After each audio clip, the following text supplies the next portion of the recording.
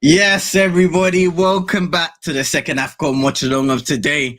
We've already seen an amazing fixture between Cape Verde and Mauritania that ended in a 1-0 victory for Cape Verde, going through to face either Morocco or South Africa in the quarterfinals. But now we head to the later game today where we have the reigning champion Senegal taking on the hosts themselves, Ivory Coast, who last time out, if you remember, in their group, had a heartbreaking defeat against Equatorial Guinea. 4-0 loss. It was an absolute battering. And they just survived as one of the best third-place teams in the competition. So they go through without their head coach, Jean-Louis Gasset, who resigned with immediate effect after the group stage defeat to Equatorial Guinea. It started well with a 2-0 win against Guinea-Bissau, 1-0 loss to Nigeria, where Gasset strangely transformed the tactical setup of the team, probably because of the threat of that Nigerian side, but to the detriment of the Ivorians. And they are in this position now where they have a second chance, a second opportunity to go up against Senegal, who are the reigning champions, who are unbeaten in this tournament so far and are playing some good football. They're scoring goals and they're getting past their opponents. 3-1 win against Gambia on match day 1. 3-1 win against Cameroon, match day 2. And a 2-0 win, a comfortable 2-0 victory against Guinea on match day 3. Ladies and gentlemen, let's have some predictions for this game in the comment section below. I will be here throughout the entirety of this game. Botswana Pappy should be here at some point, Football Power Hour. Make sure you go and show some love. This is also being streamed over there. And of course, man like Richie just covering, finishing up something on Eagle-Eyed Football. I believe a Palace preview. So make sure you show some love. Hit the like button on both Pros Only Sports, Eagle-Eyed Extra, and Football Power Hour. Subscribe to all 3 channels if you're new. Share to your friends and frenemies. We are here. And shout out to Yank first and foremost. Say big up CM. Ivory gonna upset. Now, Yank was in here earlier saying he wants 2 upsets. Unfortunately, Mauritania couldn't get the victory. It was a big mistake there defensively by Mahmoud that led to the penalty that Ryan Mendes converted. But Ivory Coast have an opportunity to do something today which would be extremely out of the ordinary, but you just never know with this competition. They were on the cup. They were on the brink of elimination at the end of those group stages, and somehow they were able to squeeze their way through into this difficult fixture. Could Ivory Coast put it off? Now we're gonna go through these lineups real quick before the games begin. Let me get this going real quick. Actually, we got somebody joining the crew. Man, like bots, what are you saying, bro? Oh, bro, I'm chilling, my G. How are you doing? I'm good. I'm blessed, bro. I'm blessed. Yes. How's your day been, and how you been feeling so far about today's games? Bro, it's time we know what Cote d'Ivoire is made of. I feel like they got into round of 16 through the back door, because it was through a technicality. So right now I'm really, really fired up for this game because it's going to be a really, really good game. I don't know. I can't call it like who's going to win, but it's going to be a good spectacle. Who are you rocking with? I'm rocking with Senegal in this one. I think they're gonna get the victory.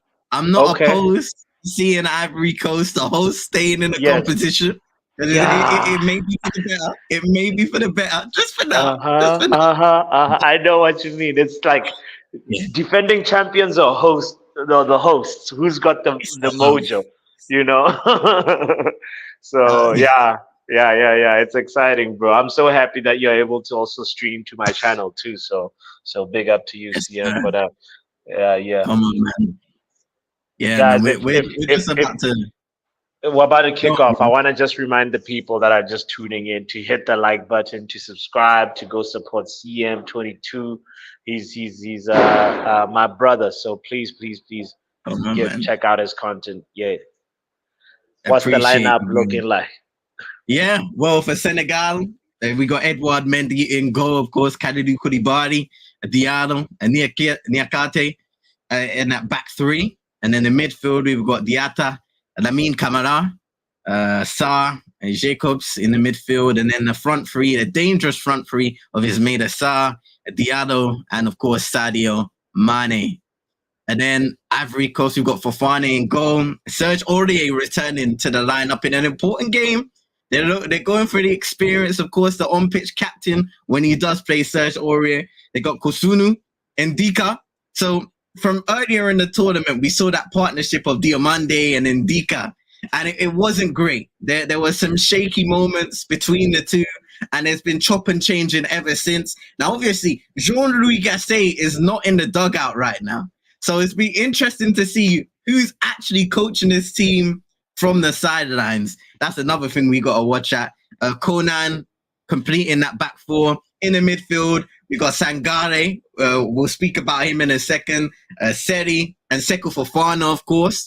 And then the attack, we got Diakite, Jean-Philippe Crasso, and Max Gradel on the left wing, who also comes into the team. He hasn't had a lot of game time, but he's another one of those extremely experienced players who could provide a bit of extra push for this side, especially in this round of 16 fixture where they need a bit of experience, they need a bit of extra help along the way. We've spoken about their young players, their young side, but they've gone for experience, bots. How are you feeling about both lineups so far? Bro, this is the reason. So a lot of African teams, sometimes you can confuse things because of the names, and this tournament has showed like the players have to work together. So one thing I want to say that Senegal has a little bit over Ivory Coast is that they've shown, out of all the goals that I've seen in this Afcon tournament, Senegal is the one that scores goals that look like club goals.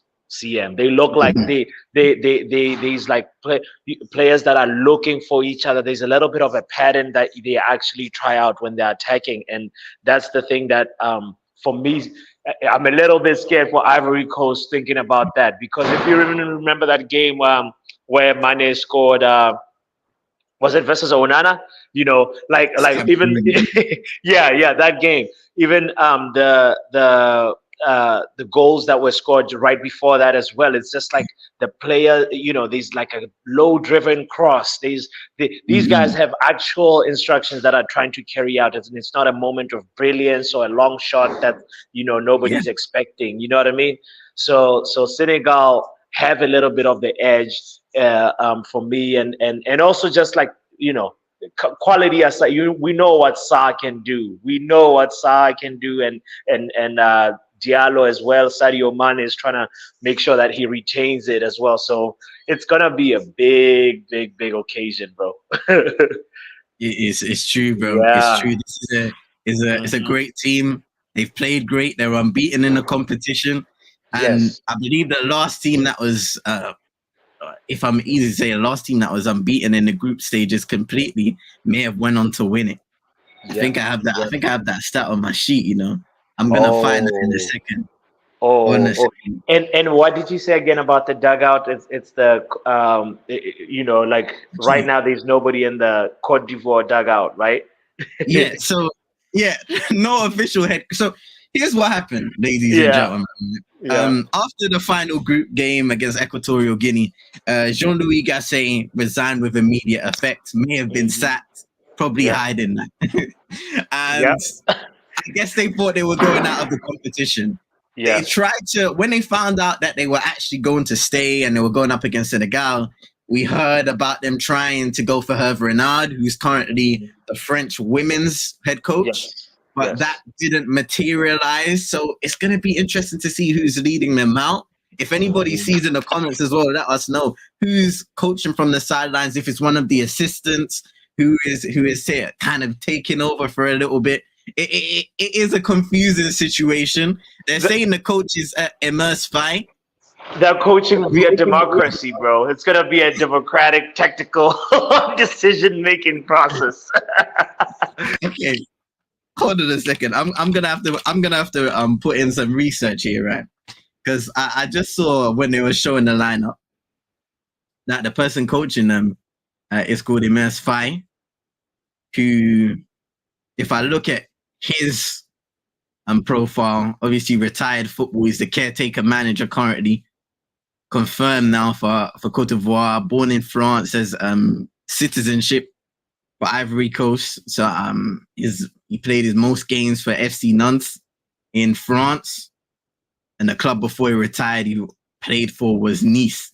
So in his senior playing career, played for Nantes, 106 games, played for Reading, 2007-08, and then Nice on loan before going there on a permanent transfer. His managerial career has seen him coach France under-17s, France under-21s, and he actually did coach Ivory Coast. Oh no, this is the international team.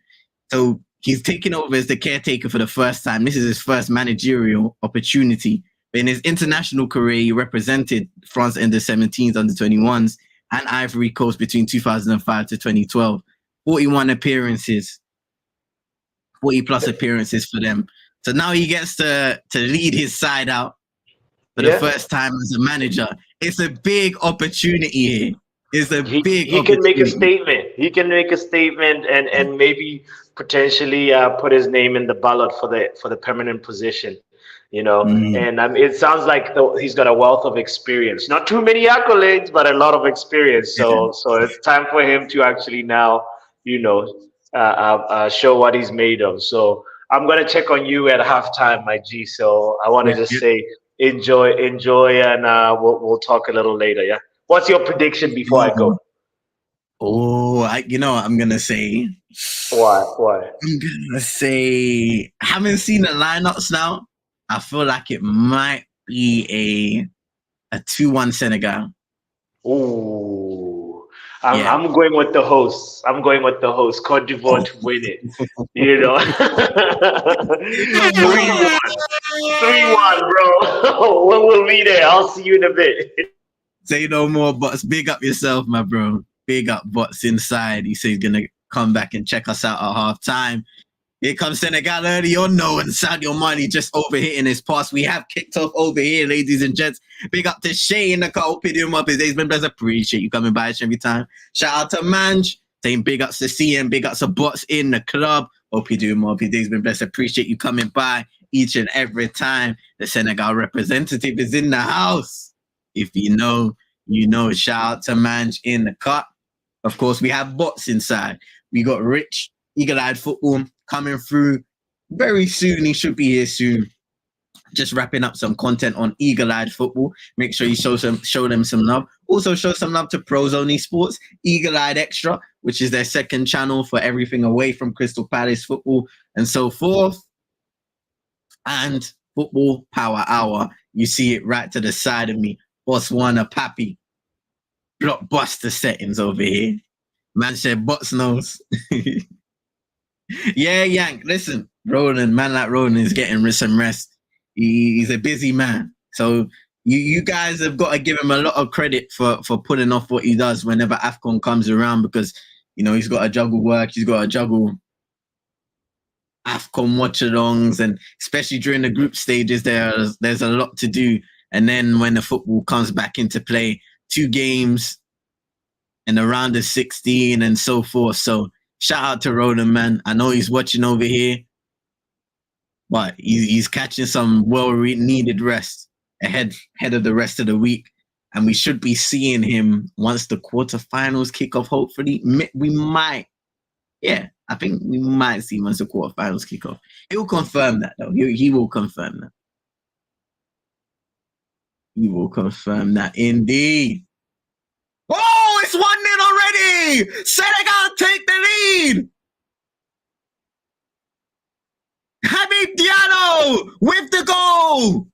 And the champions have started fast after 3.5 minutes in the game. Shout out to Jerry. Goal! Senegal take the lead. 1-0.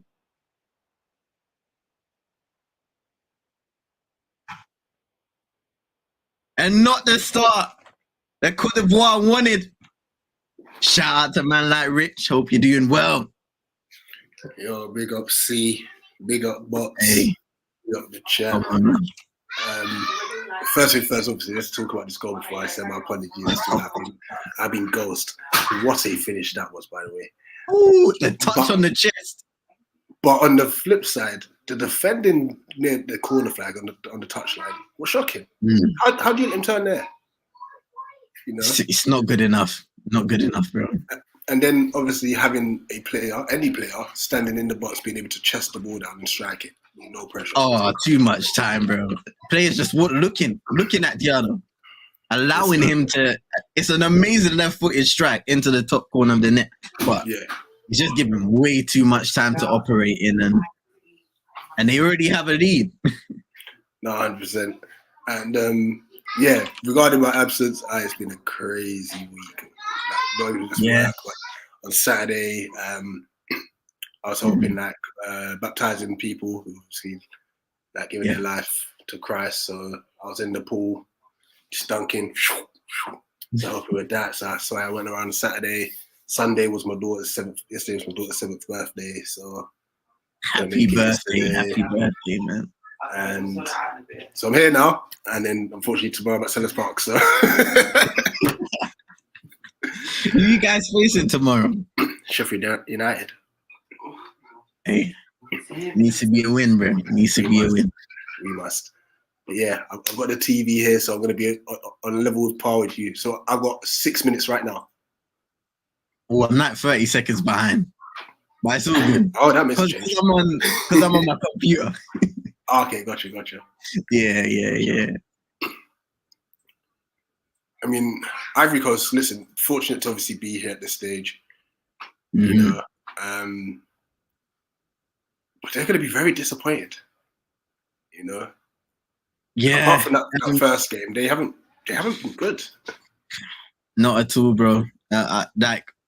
Me and Rona have spoken about it a lot of the times, but we think the decision that Jean-Louis Gasset made in the second game against Nigeria to really maybe over-tinker with the squad, change the formation, the tactical setup has really hurt them because defensively, I mean, they conceded through the penalty. I think it was Diomande who gave away the penalty on Victor Osimhen. But attacking-wise, it really hurt them a lot. And Sekou Fofana, who in the first game was really influential from the midfield, scored the first goal and had a lot of, it was really good in that first game. He was kind of pulled back into a more holding role, didn't get a lot of opportunities to get forward. Interesting thing in this game is there's no Frank Kessie starting, so he's on the bench. They've got Nicolas Pepe, who started. He's on the bench. Jeremy Boga as well, who has started a few games for Cote d'Ivoire. He's on the bench. They opted for a bit more experience. And Max Gradle on the left-hand side. Ibrahim Sangare, who we've kind of criticized a lot. We kind of said you need to step up a bit more for the level of player that you are. So it's going to be interesting to see how he performs playing in that three with Sekou Fofana and Jean-Michel Seri. But yeah, a witty body. It's been a strange Afcon for Ivory Coast. They've chopped and changed their squad. Simon Dingler, Sebastian Aller back on the bench now as well for the team. So will he have a role to play? We'll have to see. But yeah, it has been a strange one. And of course, Gasset is not here because he essentially stepped down and resigned after their 4-0 loss against Equatorial Guinea. So it's Emerse Faye who's taking over as the caretaker coach for Cote d'Ivoire. Yeah. Sadio Mane's just been booked, foul on Sangare, but I wonder if this will be checked. Just got to see how high his foot is. Man, say big ups to Rich, same with Yank. Oh, Mane could go, you know. Oh no. Ooh, I'm just seeing the challenge now. Oh no, and the referee has no hesitation initially of showing him the yellow card. It's a nasty challenge. When you see the replay, he could go.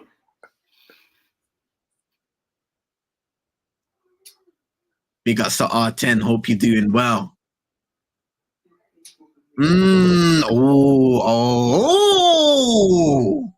Right into the shin area. Stud first, Mane. It is a nasty challenge.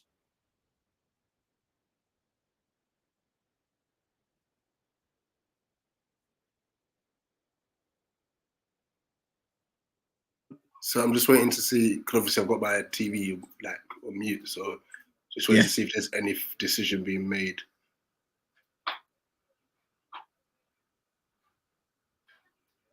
There is a stoppage. I'm just trying to figure out if the stoppage is more so for treatment to Sangare. Yeah.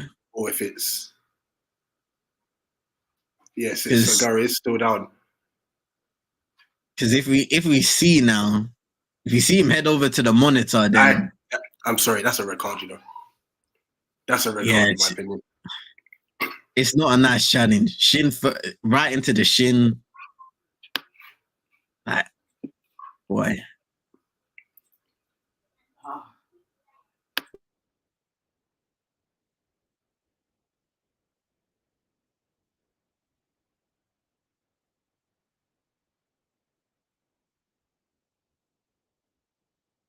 Just looking at it again.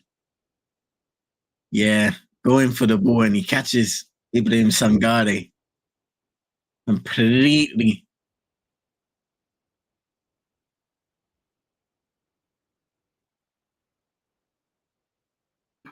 Sangare is obviously making his voice heard. He's upset about the challenge. I'll be very surprised if the referee isn't sent over to have a watch of this.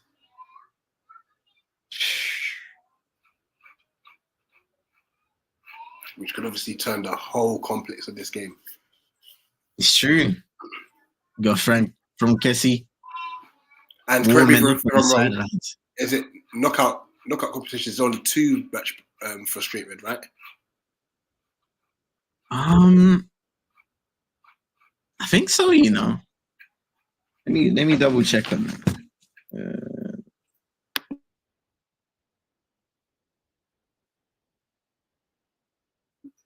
Okay, so Sangare is currently being stretched off.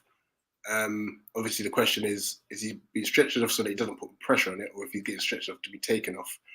Obviously, Kessie's being warmed up, but still nothing as to whether or not the ref's going to go to the monitor. Those in the chat, if you're actually listening to it with commentary, let us know if they've played on. They played on. Oh wow!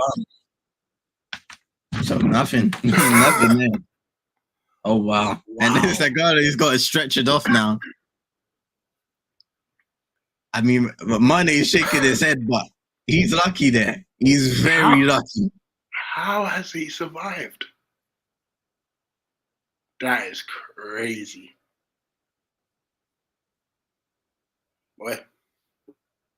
I mean, you know what, Hassan, yeah, I hear you, but in this day and age of football, even if there isn't intent to hurt the opponent, we still see challenges like that given as a red card because if the player doesn't aim to hurt the opponent, the action can still severely injure the player, the recipient. So I hear what you're saying. This season as well. I think Udogie for Spurs was one of them. Casemiro, I think, was it last season? Yeah, he got sent off for something. It's just the fact that it's over the top of the ball. You know, by the new obviously rules and regulations, that's a red card. Now, granted, this is Afcon. This is probably tackles they're used to. But if you're going by the letter of the law, you know, that's a red card. Yeah. Big ups to Drizzy as well. He thinks that's a red card too. Yeah. He should have gone. I mean, it's going to be an uphill battle here for Ivory Coast.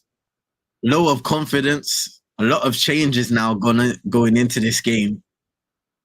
How do you get back into it against this side, a Senegal side who have kept a lot of clean sheets and are used to getting a lot of clean sheets in this tournament and taking care of business?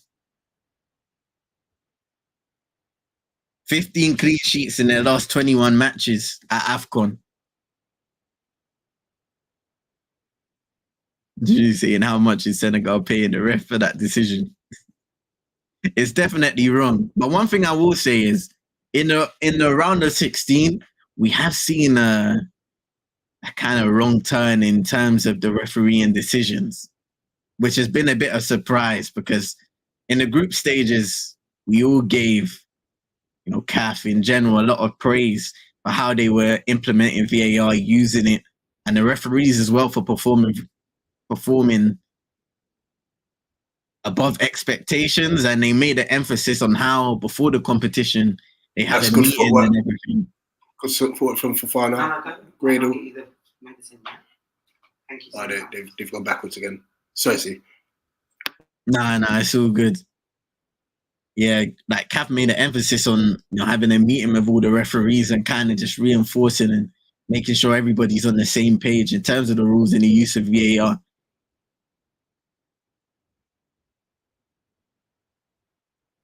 Oh yeah, that was nice there by Fofana driving forward.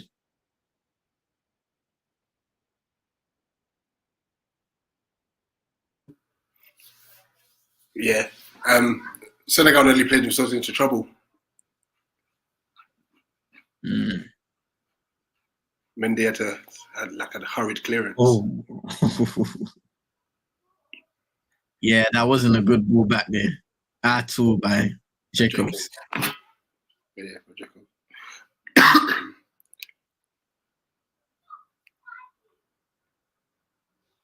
Yang saying superstar bias. If that was Queta this morning, he sent off in the earlier game, of course. It's interesting. One thing I'm hoping that's not happening is the whole political side to it now. I hope it's not playing a factor. Because obviously, granted, to be fair, like it's against the Ivory Coast, and you think, oh, let's give them more of the decisions, but that one should have been given, really. But, it looks like Senegal. Yeah, Senegal's back in the fold anyway.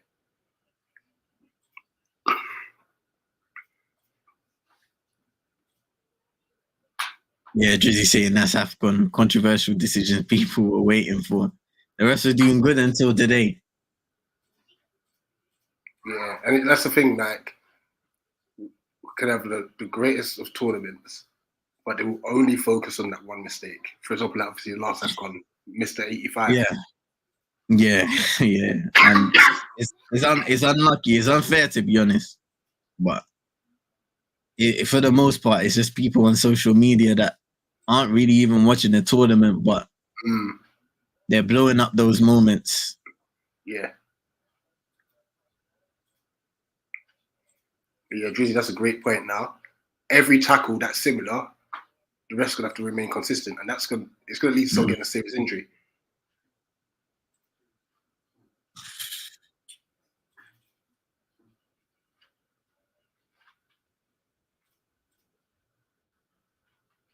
It's interesting because earlier on in the Cape Verde, in the Cape Verde Mauritania game, it was fiery. There were a lot of challenges going in and stoppages in play. Great game, but just a lot of fouls committed, and the referee wasn't too loose with his cards.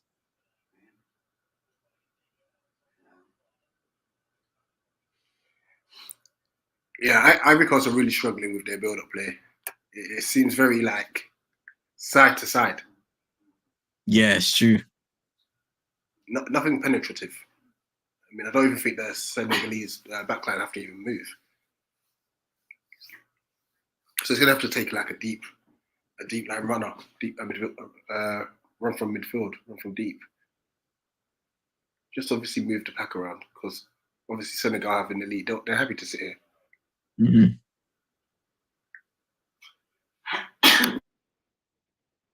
It will be different.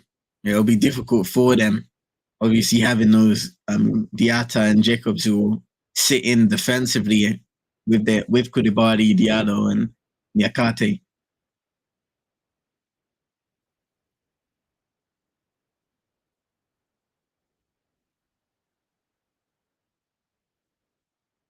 Hassan saying football is a contact sport, and there will be some controversial action like this one. Curtis Jones of Liverpool was sent off while some players, Bruno Guimaraes, got away with no. Yeah, it happens, Obviously, that's not to say that you don't hold your referees accountable for making those mistakes, innit? Because whether you like it or not, football is headed in a direction where they are trying to protect players as much as possible.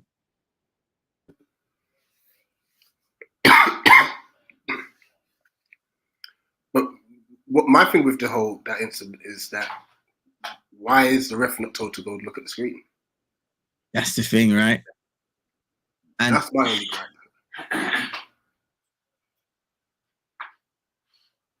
It's crasser. Has to play it back. Ivory Coast having a bit more of the possession at the moment. That's a really terrible pass. It's a terrible pass there. Crossfield ball by Zengari.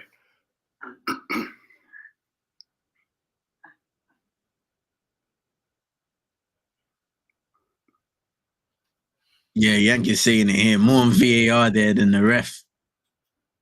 Because obviously he makes the initial decision and he, you know, he was setting his mind from the very offing. Like it was a yellow card. Yeah.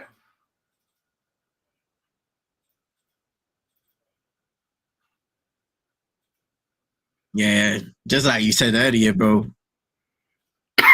As the ball goes out of play there from that one, just struggling to really be direct.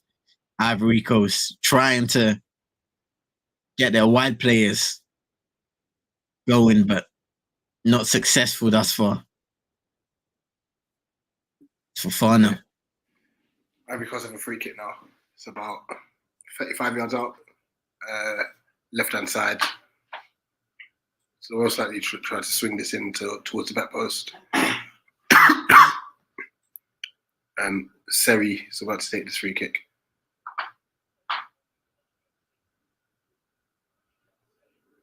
Cross in. That's easy for Mendy.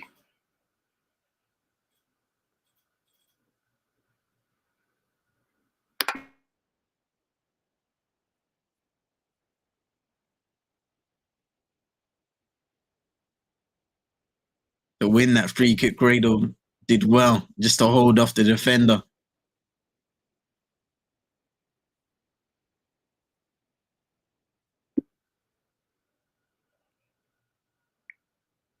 Yeah, it's not a good free kick by Seri. Interesting to see him come into the team as well. Obviously, Kessie dropped to the bench. Which is obviously goes back to your original point there. Like for me in tournament football, it's so much different to league football. You just play your best 11, win your first two, potentially. Then you make changes for the third game if you're already through. Then you go back to revert to your best 11 again. Because there's no time for tinkering in tournament football. It's true. They weren't brave against Nigeria and it cost them. It really threw off the rest of the tournament. Especially when you're the host, you want to show some sort of an expansive game to get the crowd into play. You never want to leave it until the final moments now where you're under pressure and a game like Equatorial Guinea happens, where you lose 4-0 and your crowd, your home fans are booing you off the pitch. Because how do you respond after that? Oh, for real. And obviously at the time, that's another crossfield forward that's just got off the pitch. Poor pass. This time from Dika.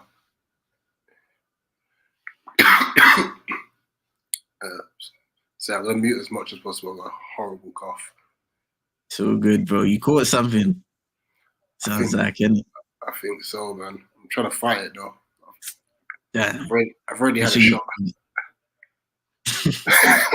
I'm trying to fight it. Make sure you get that honey, ginger skin, all of that one up. That's gonna right after this game, boy. Gonna have to chef it up, boy. Seriously. Probably when I get ill, and I don't get ill often, but when I get ill, it's bad. That's the thing, man. It's the worst. Yeah, 24 minutes, 20 played. I mean, I think Senegal will be disappointed, you know, because since the goal, let me correct that. Since the challenge that Mane has made, like, they've been really poor. Yeah. It's really all Ivory Coast, but it's just Ivory Coast just have no cutting edge as it stands. You can see Aliou Cisse kind of like expressive on the bench, talking to some of the players. Maybe the coach is not happy with what's happening. It's like you said, Cote d'Ivoire, they had the opportunities here in wide areas to put dangerous balls into the box. Drizzy saying Mendy's due for a bozo. He will make a mistake. He is prone to the odd mistake. We saw it in the group stages as well. So we'll have to see how that goes. We'll have to see what happens. Kessie is a number 10, but he's playing 8. No, Drizzy, don't worry. The soup will come from tomorrow. It's just a bit too late to make soup now. That one. Plenty Scotch bonnet. Has to run, bro. Get your pimento as well. Scotch bonnet, pimento. Woody pepper.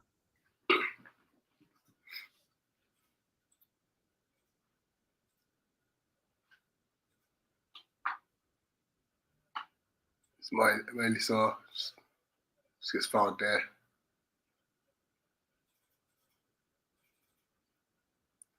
Yeah, Senegal playing a risky game. They can't just like sit on a 1-0 lead.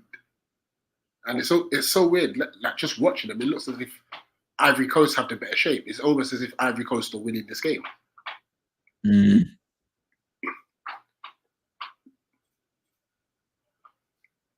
As I say that, they are a bit nervy at the back. They played themselves out terrible there. As Conan progresses. That's not a bad pass there. Into Cresso. Cresso lays it off. Fofana spins, can't get the shot off. It's much better from Ivory Coast. As Senegal trying to break. He's just lost the ball again. Yeah, it's all Ivory Coast. Fofana having a go. I think it might have been to Sagari, because I think Sagari was looking for an extra set there.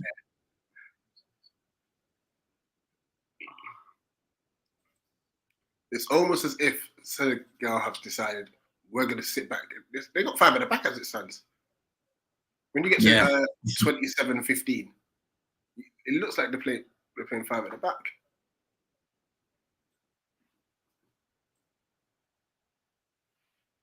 So obviously starting more progressive as a 3-4-3, it's really turning into a 5-2-3. That was a great ball. So good hold up play there from Cressor. Fofana spun it. Yeah, he's got to set Sangari, to be honest. He's got to. Once he spins, you can't get the power. It's never happening.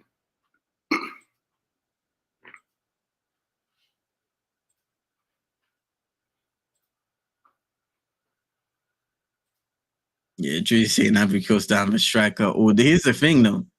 When Crasso scored his first scored that goal in the first game, it was well taken.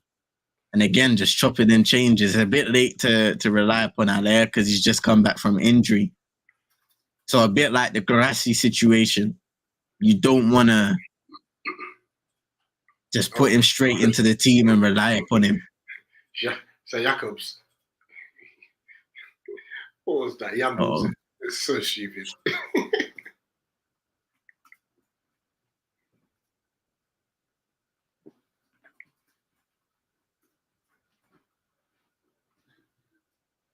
It looks like Sangari and Fofana are still discussing it. Oh dear. Man just blatantly humbled it, man. To be fair, that's a yellow card as well, no? Yeah. It's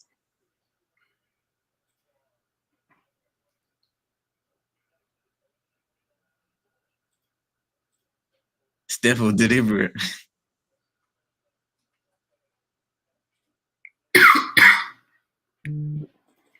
Right.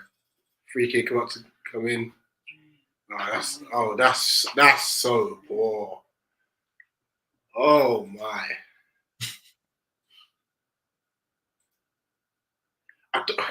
Was that the delivery or was there a lack of? No, it's the delivery. It's the delivery. As much as there weren't many runners into the box, it was a shocking cross. Oh man. Let's see this one here. I believe it might be a cooling break.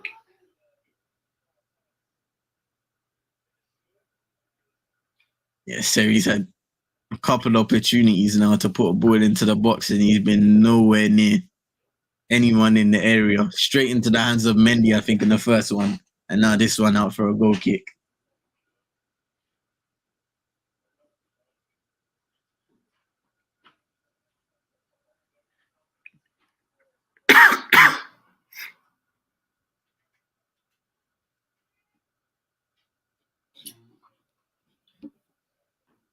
That cooling break for both teams to talk it over.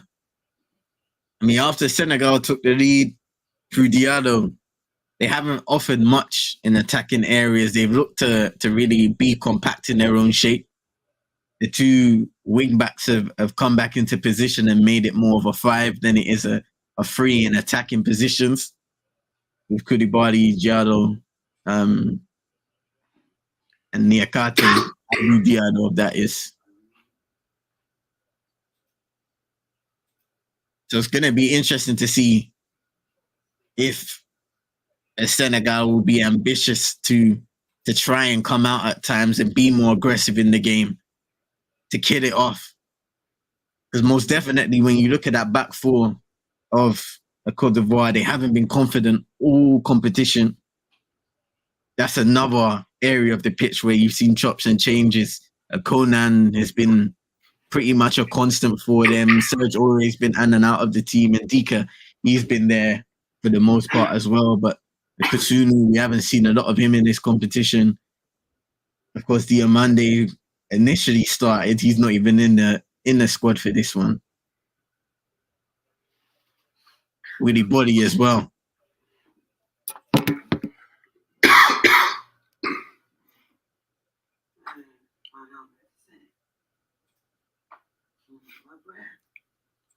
There's definitely more goals in this game. It's just going to be down to just a bit of composure in the final third from both sides. Once, like I said, since the challenge, Marley's, I don't even know if he's touched the ball. Yeah. They just look happy to protect their lead for now and see it out. We'll see. Yeah. And that's risky because against some of the better sides, they might not be able to do that. Yeah, I don't know if it's just looking at the personnel and potentially thinking that they like their chances against Ivory Coast. Because as we've seen it, when they are in their defensive shape, they haven't really had a lot of opportunities and they haven't been able to break down their opposition, Ivory Coast. So maybe they like their chances just to stay defensively and much better from Senegal. Yeah, but you come out in moments like this now. Seri's just fouled him. But much better passenger play there. I think Seri fouled Mane. Yeah, man. Yeah, to be fair, Mane should have just passed the ball though anyway.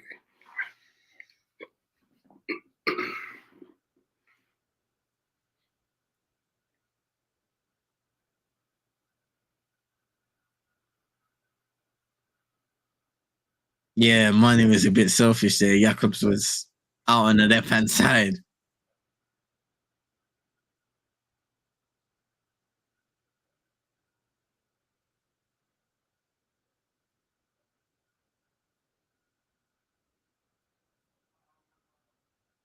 Serious challenge, a little clumsy.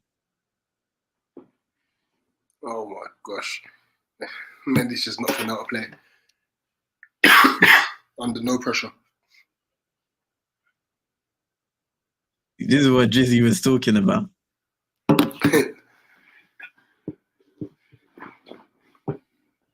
I don't know what happened to that guy, man.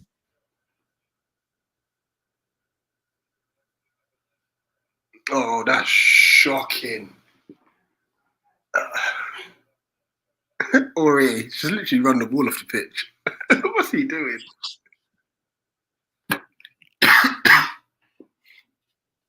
Yeah, the standard of this game is really poor. It's dropped significantly.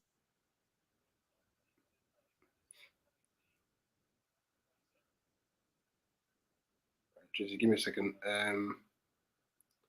The referees from Gabon. Okay.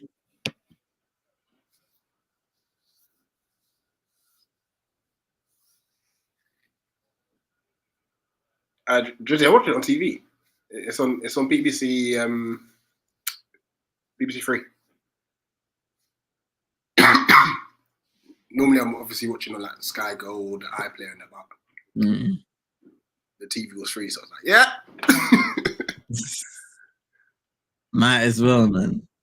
You see. And then have some respect, please.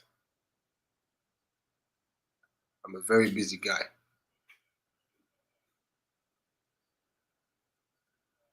Oh man. Shout out to Alex in the comments. We hoping for Ivory Coast comeback. I don't know if they'll be able to, the way this game is going so far. Because they are being shut out.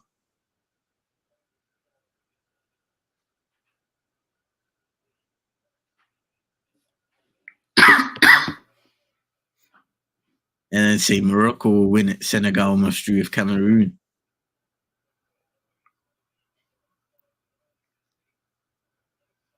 Interesting. It is open. It is open. Like that finish from Angola the other day was crazy. Hey. Listen. The whip on that was mad. Mabalulu, man. He's been cooking in this tournament, bro. He's been cooking.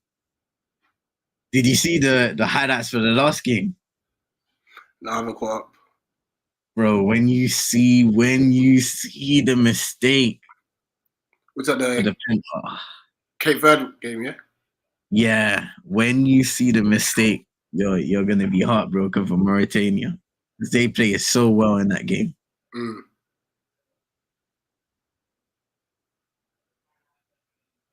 Blessings to Luan coming over from what's his channel. Hope you're doing well. Hope your day's been blessed. Yeah, Ivory Coast, they have no ideas going forward. It's not good at all. Yeah, my money will be Angola. And from being on the edge of Senegal's box or nearabouts, they're back in their own half.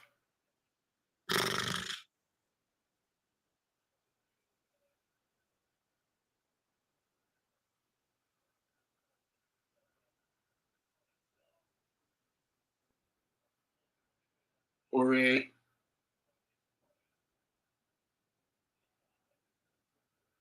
Descartes, Ore's touch was baggy. Monday gives it away. Ivory Coast recover possession here. Max Gradle now down the left-hand side. Got two for company. A few jinky-majinkies. And he plays it backwards. And oh my gosh, yeah.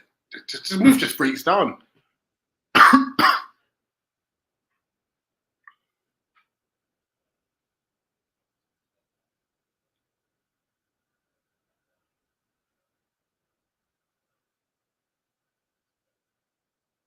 Oh my gosh, that's a foul. By Ismail Issar.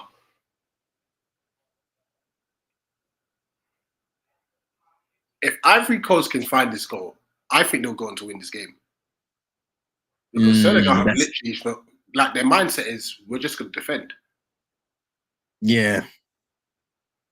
Sangari, that's just not.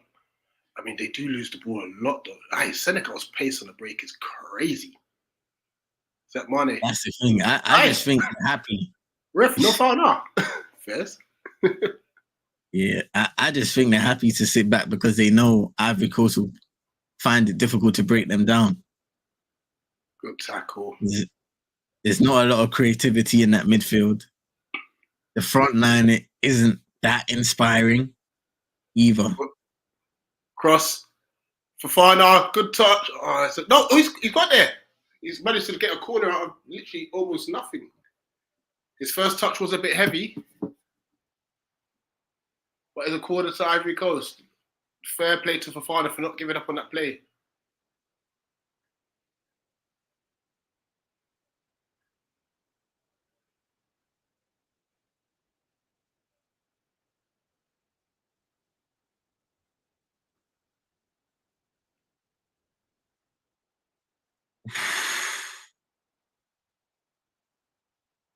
Yeah, Fofana almost broke away there. See it again. It's a nice touch there by Conan. Puts the ball into the area. And as it breaks to Fofana, you just a heavy touch. And a chance for Senegal to break. It's hoofed forward. Keeper's done well. What a header by the keeper, by the way. So much elevation on that.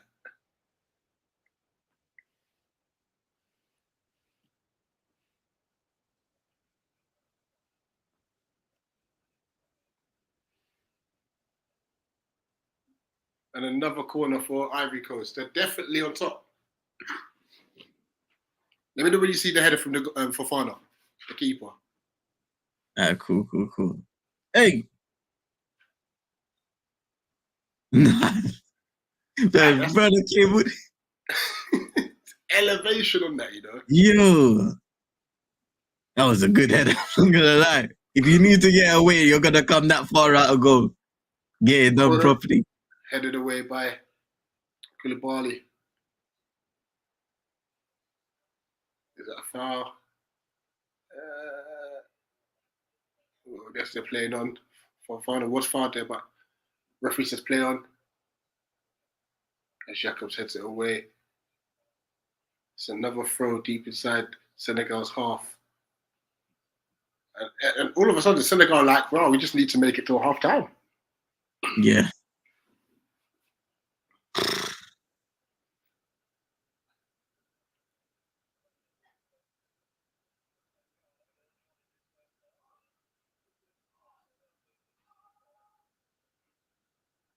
Oh, that's a bit of a harsh free kick. Let them battle. Let them have a battle. Niakate and Niakate there. Let's have a look at this again. There's nothing in there. But, you know, let them play.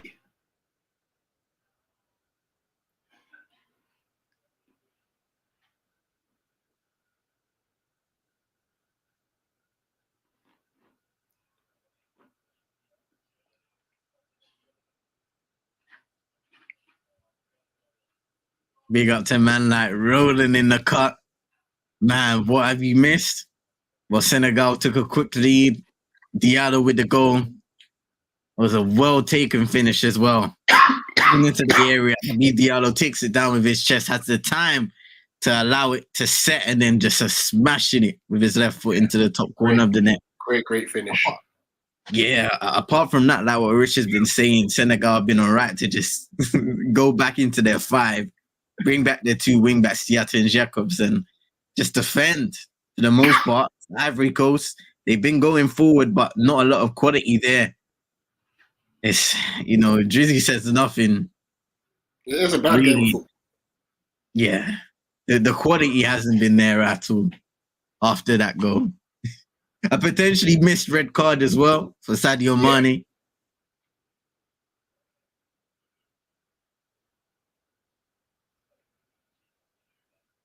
Big up yourself once again, bro. Yes, bro.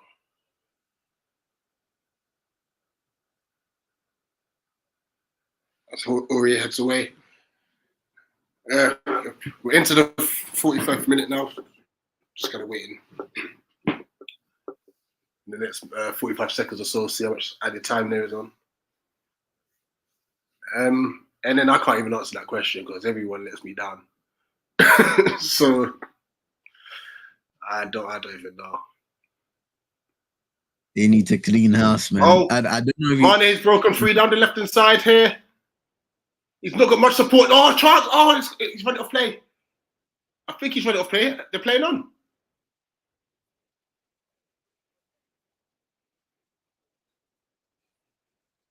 And offside flag's gone up. But that was great play from Sadio Mane down the left-hand side. Great turn of pace to leave Aurier. And if Melissa, if he could have sorted out his feet, no, the ball didn't go off play. But if he could have sorted out his feet. Oh. Fofana's save with his foot wasn't convincing either.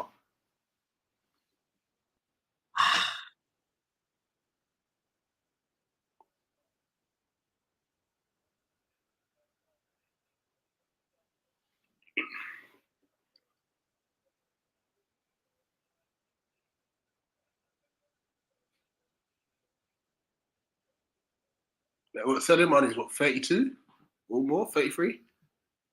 Yeah, let me see. Let me check where he's at now. 31. He still looks rapid. Yeah.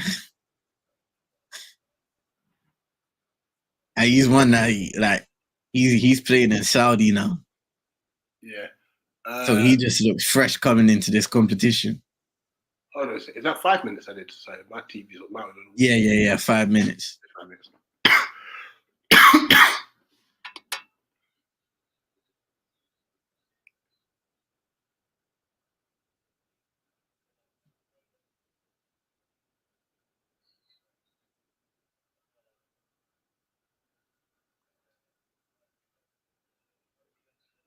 Is that Mane again? No, it's not. So Ivory Coast have picked up in some very good areas when they've won the ball back. But because they've got no quality going forward, they're always playing backward passes. They are building up from the right hand side this time, cross into the box, well headed away.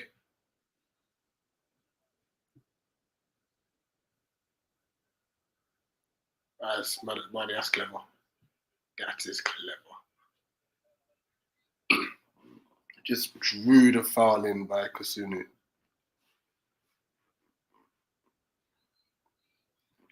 I rate that though. Numbers centre back wearing number 7 now.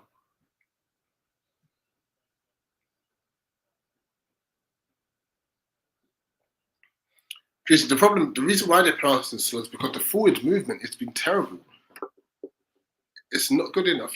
If you're gonna try and beat a team. Bear in mind, remember I support Palace, so I should know this. If you're gonna beat a team that's playing a low block, cross into the box, cover back for. You need to move the ball quickly, and you need to utilize your width. What on earth is going on? That is not a foul. Well done, ref. Shut off. Wide. Ivory Coast they're trying to shoot themselves in the foot. Sangari this time.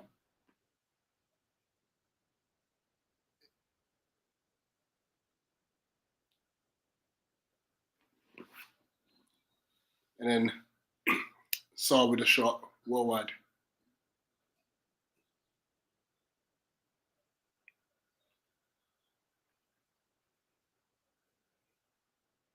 Yeah, that was just a heavy touch from Sangari. Oh my God, they've had heavy touches all over the pitch. The Akati now down the right hand side with every touch. Just knocks it off play.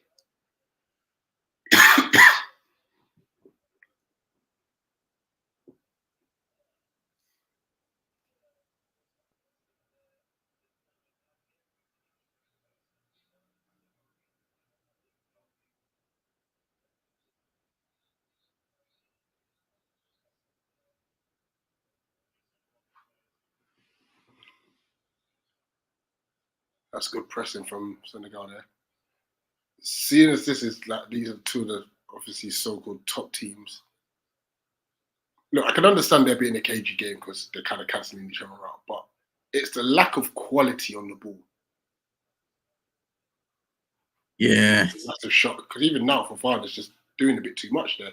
Crossing by Aurier. Cleared. It's a throw into Ivory Coast.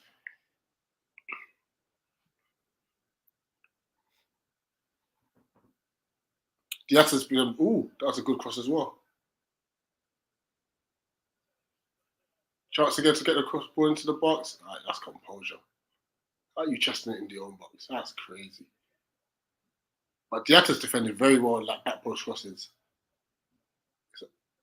Senegal breaking again. That's a very good ball played in the middle of the park. Mane, oh, it's just terrible again. It's just the lack of quality, the lack of detail.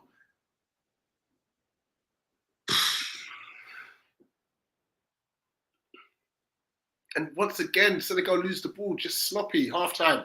It's just sloppy. I'm seeing the Senegal break now. It's a nice ball into Mane, and he has a lot of space to operate in, and he chooses the wrong pass. Oh, so they're asking about a foul when the ball was crossed in earlier on. I don't know if it's something that they're going back towards. No, I think the reference was that the cross towards Graydon? Yeah. Yeah. Oh, that's Aurier. It was Aurier with the poor defending. Yeah. Like, he's kind of pointing somewhere else to go there. He just switches off. But what a finish. Yeah, Fofana had no chance. Oh my gosh, what a strike.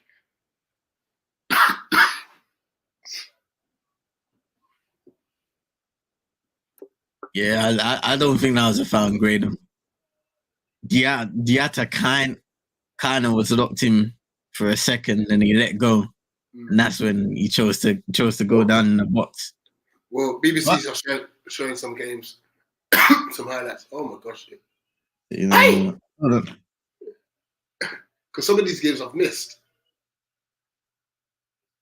The keeper had a ball outside the area.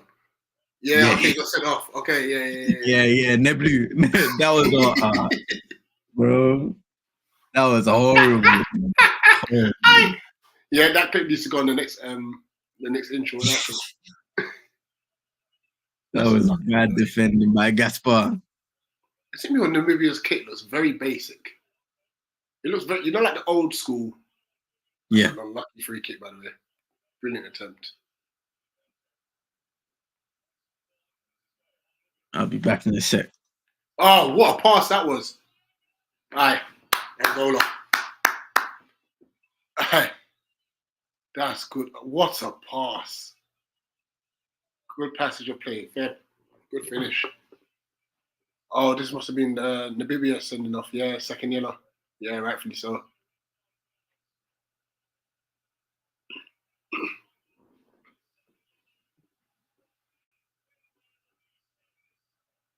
Yeah. Yeah, so obviously he's been cut across, but that's the game. Oh, good header. So Dala scored a brace. What a header that is.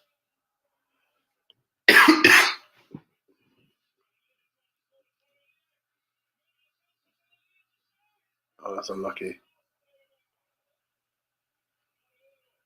But this finish, oh my gosh. The bend.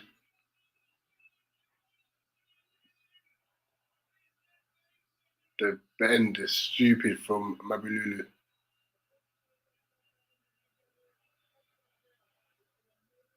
Oh, what a finish that is. Wow. Wow.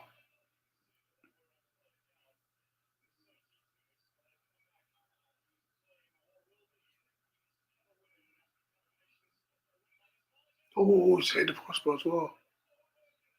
Yeah, Angola look lively going forward, actually. Correct me if I'm wrong, I believe they got Nigeria next. Now they're showing Nigeria versus Cameroon highlights. Oh, where's the keeper going?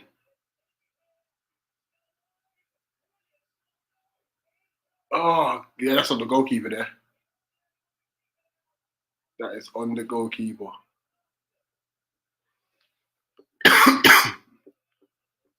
Oh, it was offside.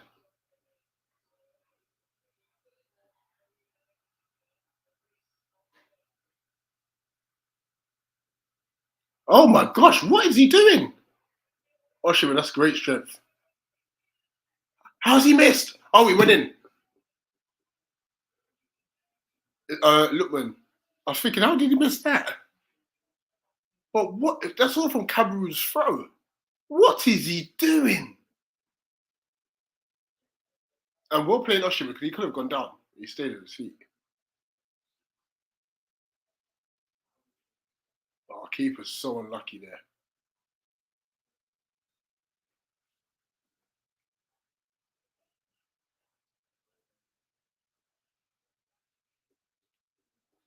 No, and then you must have been fuming with that defending.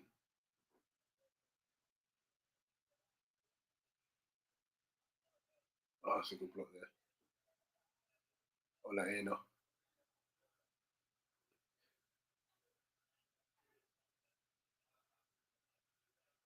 Yeah, Lookman looks lively in this, boy. And it's a second. That's a good finish. Or was that, wait, was that Lookman or was that Bassi?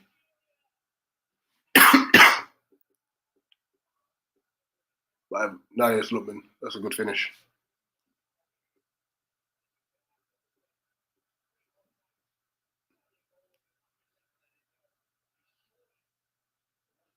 Fez.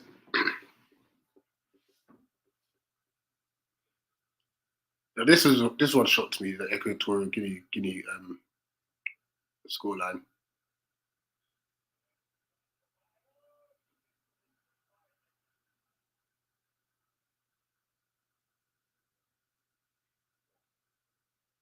I believe there's. Oh my gosh! Oh my gosh! Just a yellow. Hey, that's. Did they overturn that? They didn't.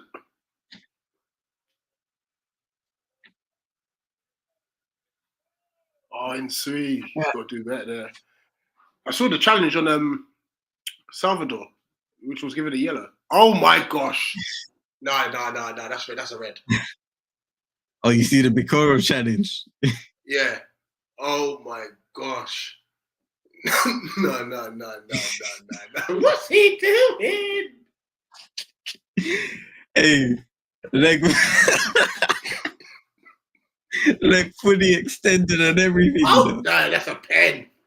That is a pen.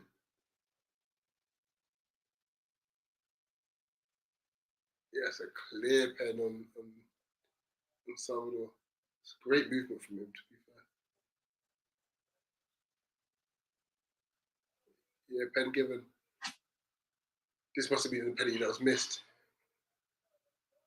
Oh, he's hit the post. Hey, look at the coach's face.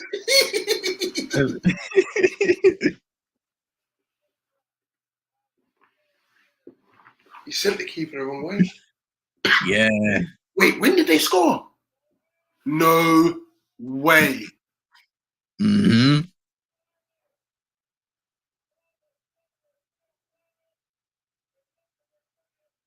I mean, it was a great header, by the way, but whoa, was that 90 plus what? 3? 98th minute, bro. Oh, the keeper's positioning, shocking though. It was a mad ending. At that point, Equatorial Guinea were trying to survive, see it out for extra time. Wow.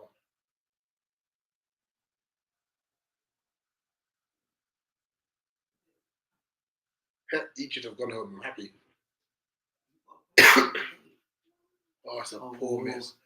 That's something that Egypt done a lot of this tournament. They missed a lot of chances. Mm-hmm. They haven't been good at all in attacking areas. Oh my gosh, defensively they're not good either. That is a poor goal to concede. All right, big up Roland for being so alert. Ah, yeah, that was an Egypt throw though. Did this get overturned by any chance? No.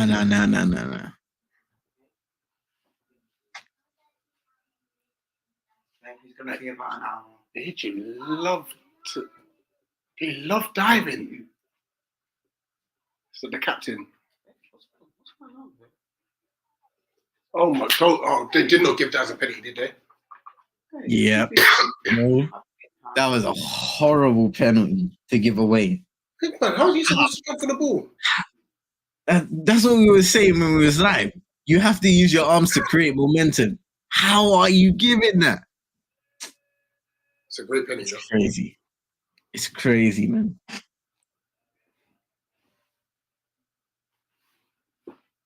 That is wild.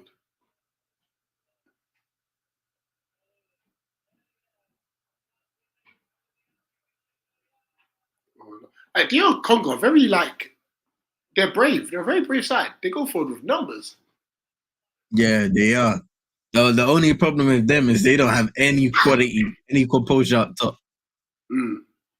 Oh, that's a nasty challenge.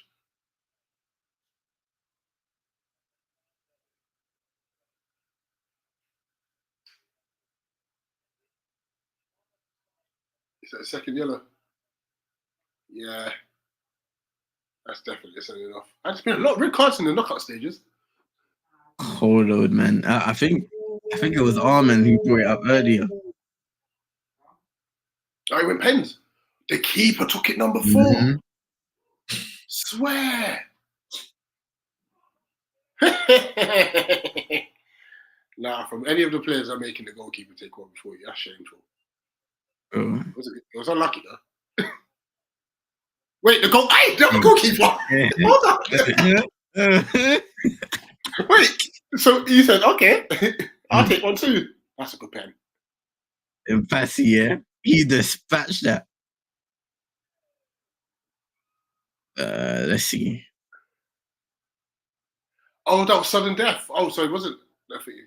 Okay, fair enough. Wow. Well done, DR Congo. Yeah. No, that's true, Alex. Simon Banza, he played a little bit in the game that we saw against Egypt. Playing for Braga. Cape Verde one did it now.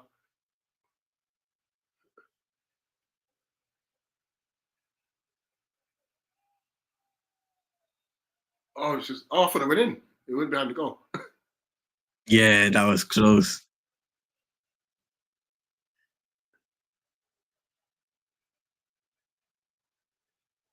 Oi! Oi! Oh, that's unlucky.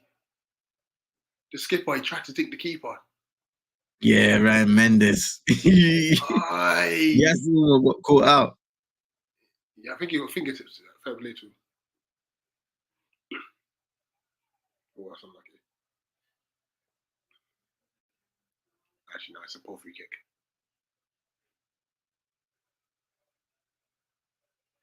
Oh.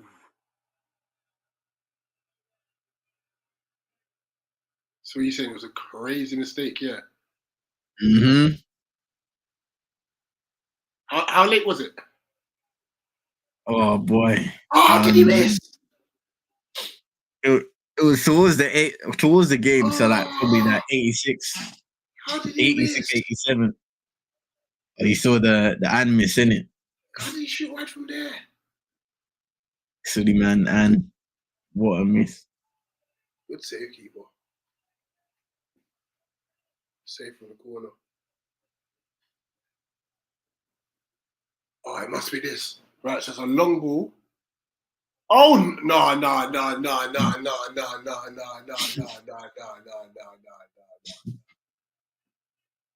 Hey.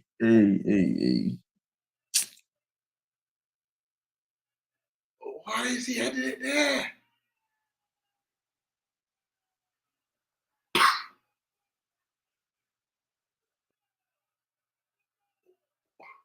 I mean, he couldn't even let it go off a goal kick.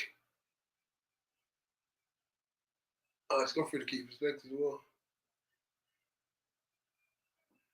Oh no. Wow. Hey, that was a nice little recap. What a mistake that was, though. So yeah, just having a look at obviously the tournament table, you're going to be thinking that Nigeria and Senegal should make it through to the final on both sides of their bracket. Yeah, those are the two teams that look the strongest. But you can't overlook Angola against Nigeria. They've looked really strong in this competition so far. So I think that's probably going to be the best game of the quarterfinals, Angola and Nigeria. Yeah, definitely.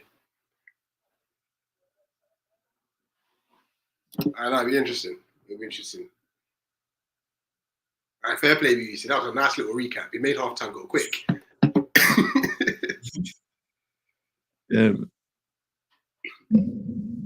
You'll see him. Please coming out. Yo. Can you tell Bots that he doesn't need to speak too much? Bots, man.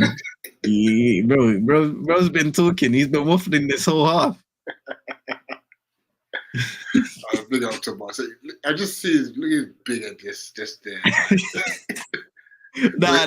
We gotta get on to Bots, because this is the second time where he said, I'll be back at half time. No, but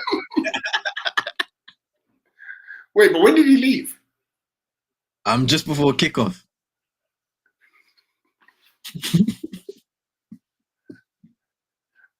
I use on a link. Wait. Let's just do that then. No. See, you heard us. You are a fraud. You are a fraud. No. You are the fraud. No. So the moment we called him out, he thought, no, let me turn my camera on. I was trying to catch up with the highlights. Oh my God. Big up, Rich. What are you saying? You good? Man, it's Senegal are playing. What is this football? Where they just defend the lead forever. The game's so boring. I know. There's some Rafael Benitez settings, bro. You know why this is hurting? I just can't have Nigeria win this tournament. I can't. I will never hear the The Super Eagles. You see, Rich. I told you what's gonna happen to the Black Stars. And you did it. Get out of here. You're from Botswana. Hey. Get out of here. Man said, nah, and we're not having your input today, big man. Listen, I know I've been missing for a couple streams, but I've been busy. Very, very busy. As I said, Nala's birthday yesterday, baptism the day before, work commitments. Even now, I don't even feel well. I thought, nah, I have to show up. Even tomorrow at Sellers Park at halftime, I'll see if I can jump on the stream. Yes, sir. Right.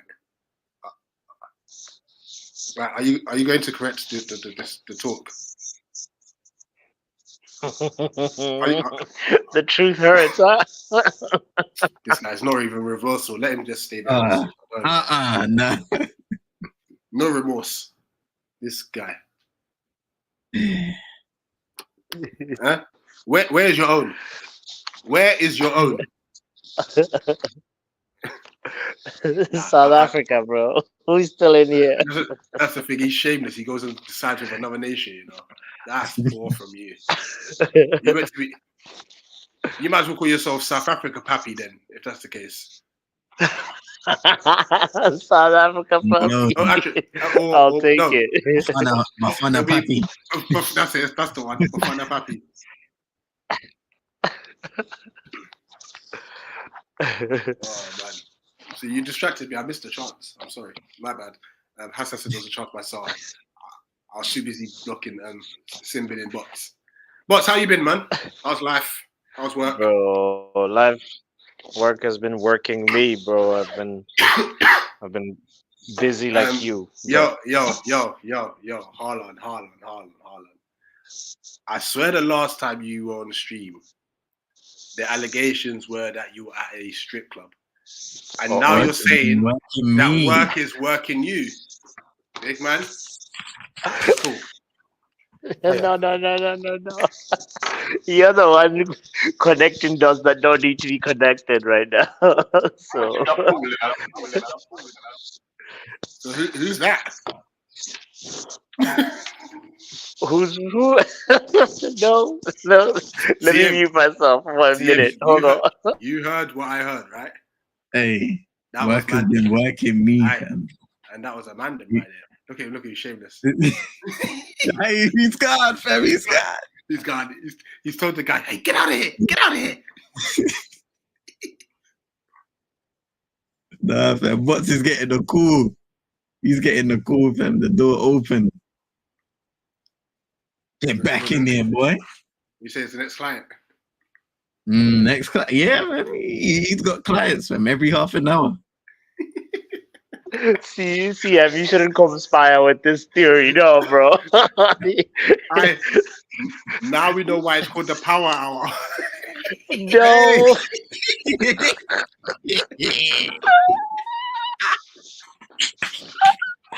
No, this is a violation, bro.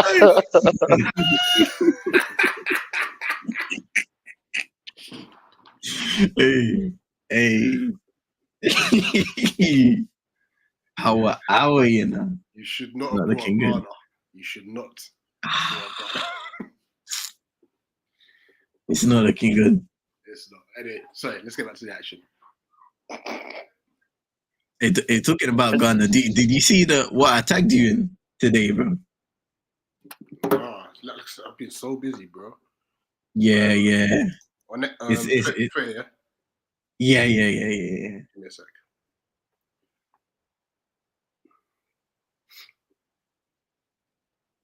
Was it to my personal to? No, because I tagged in Roland and Drizzy as well. It was to do with like the budgeting for the Afcon tournament. Yes. The winners get like 7.5 million or something, and then Ghana's thing was at 8 point something. Yeah. So, yeah, it's a mess. It's mad still, and the fact that they were trying to hide it. That's what I'm saying. We got this. CM, can you explain it again for somebody who has not seen the tweet? All right, cool. So basically, there was like journalists trying to dig up the budgeting that was set for the Black Stars Ghana for this Afcon competition, and they also were able to find the budgeting for the World Cup as well. For the World Cup in 2022, which I believe was around 20 odd million or something like that, US dollars, I think. But it was revealed in a letter that they was able to retrieve that the budgeting for this Afcon for Ghana was like 8.5 million. And just looking at the situation, when you consider the financial position that Ghana is in, obviously it's agreements between the Ghana and the GFA, things that are being hidden behind the scenes. And then you have to ask the question, obviously, well, where is this money going? What is this money going into? Because obviously you're getting money from FIFA, and then the investments are not showing off on the football pitch. The decision making by the GFA, the government that have links to Senegal actually playing really badly. Yeah, it's not looking good for them. They deserve to go home. Sorry. Yeah. But yeah, basically, it's just not a good look on the side of the government first and foremost, but also the GFA, because when you consider the prize money is less than the amount of budgeting that you set aside for the tournament, and you essentially get knocked out of the group stages at the World Cup, it's a disappointing performance as well. Like last Afcon, knocked out of the group stages. It's a string of disappointing performances, and you got to ask the question, once again, with the financial situation that Ghana is in, where are they finding the money to set aside these bigger budgets? Why do the budgets keep on going up? And also, why are they hiding the budgets from the public? It's a great cross from Diakate. Flashed across the box. It's all Ivory Coast this off. Man. I need Ivory Coast to get a goal, man. That's going to open up the game.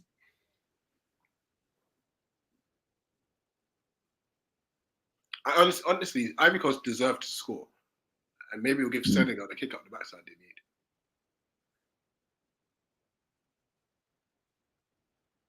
Unless we say me, that's a chance. I'm just Son, counting. Son's through. I'm counting on. Penalty. Not Come given. on. No penalty. Damn. I was gonna cuss him anyway because he should have passed it first time anyway. I think Marnie was running down through the middle, but how is that not a pen? All right, let's see this.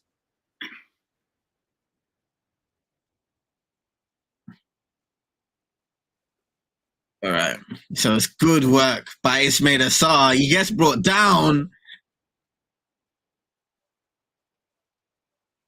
Because he's got in front of Kusunu. It's a penalty. I would love to see this replay. Yeah, when you they're showing the replays now. Kusunu has got none of the. It's a foul. It's a penalty. I wonder if he's gonna go to VAR. It has to, if that's the case. That's a penalty. On my screen, I'm just seeing the referee look at Saar. I guess he's it. Yeah. I mean, all right, the replay's coming now. Bro, that is clumsy. I think they're talking to the ref now about it. That should be a look. I'm seeing it again. That is a penalty. Clear as day, a penalty. It's clear. Like for me, the ref's got to give it, and then if it needs to be changed, fair enough. But to not give anything, Yeah. And he's in good position as well. Yeah.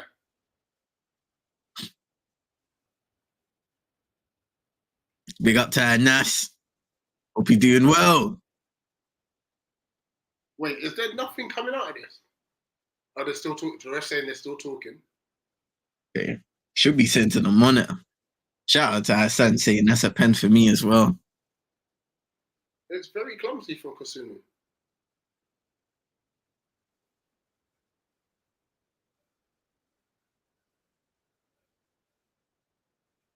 Yeah, how's the ref not seen that? I'm sorry. He's in a great position. He's right in front of play. There's nothing blocking him at all. Oh, hold on.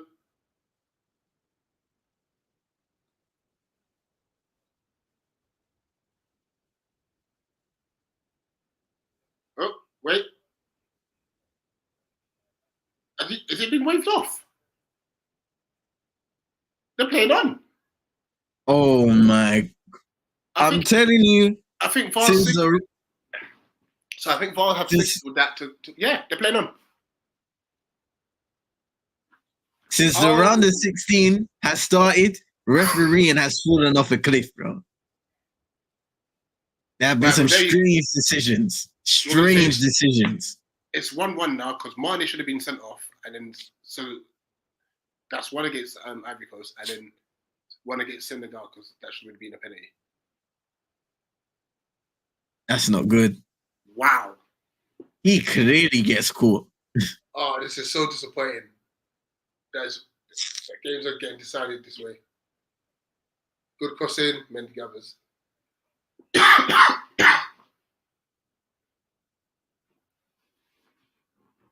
Yeah, Hassan. He was literally right there. How is that not given?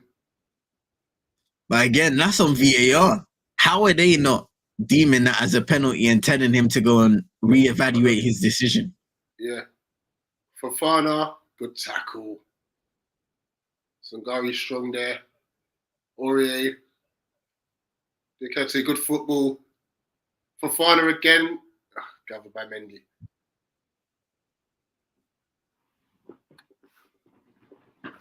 That's well trapped by Diallo as well.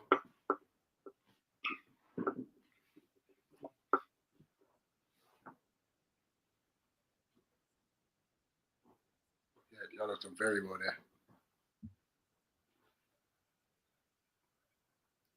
Oops, a clash of heads.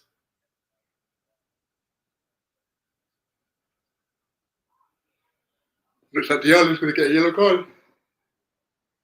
Ooh. Yeah, yellow card for Diallo.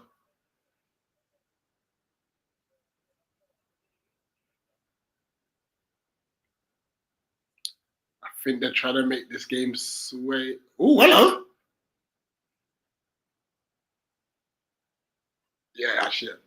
Nothing more than a yellow. So they're flailing arm. They really need to evaluate that that rule. You know, you jump with your arms up, because unless you see like that, I don't think there's any intent to. Because obviously, when you jump up, you jump naturally with your arms out. Balance. You know, some players get harshly like booked or sent off for. That's true. And listen, jump.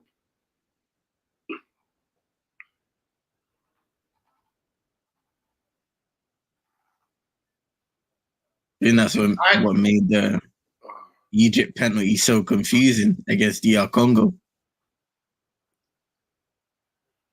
Both teams in the middle of the park are very like sloppy.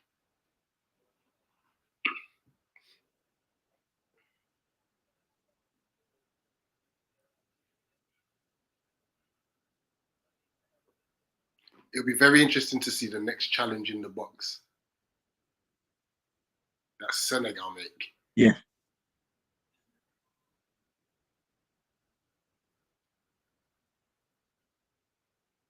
Yeah, both teams' quality of passing right now is not good. Giving away possession and just handing it right back to the opposition.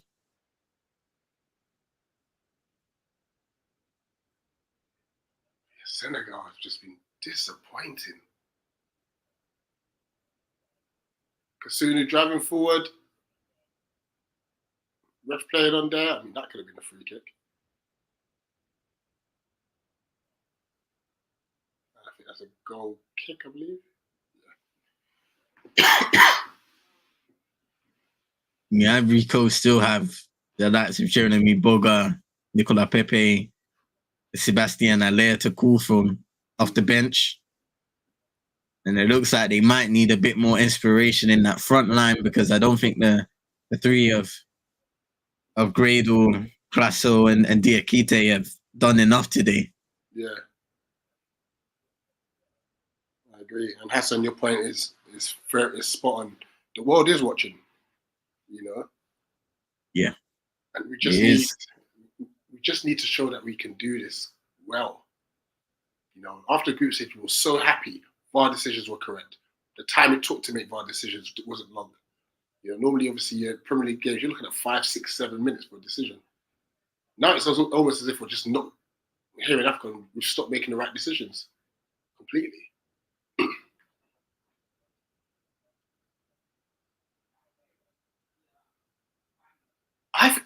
Are both midfields tired? Because when I mean the quality of passing is terrible.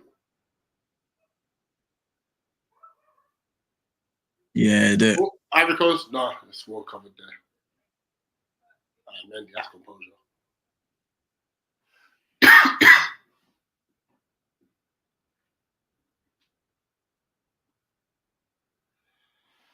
The crazy thing with Senegal, like their patterns of play are good. It's just the executions of the passes are bad. Yeah, and they can be much better. That's what I was saying to CM at the beginning of the game. It's like they're the only national team for me that play like, oh wow, you're almost like a club. You know, you can see like there's a lot of cohesion when and a lot of repetition in what they try to do, but it's just they're not clinical. You know. Well, in this game, they're just hanging on. It feels like they're just playing for the 1-0. Which is disappointing, right? Wait till Ivory Coast score. How do you turn it back on like a switch on to be? Oh, we got to attack again. Right. Imagine the 80-something minute Cote d'Ivoire score, then added time they carry on that momentum and score again, and it's a smash and grab. Is that not a foul? Nope. Maybe he slipped. Yeah, let him play. Anyways, double substitution. Pepe and Andriga coming on. Max Grado off. And I'm just trying to see who that other substitution is. Who else is coming off? Oh, Diakate came off.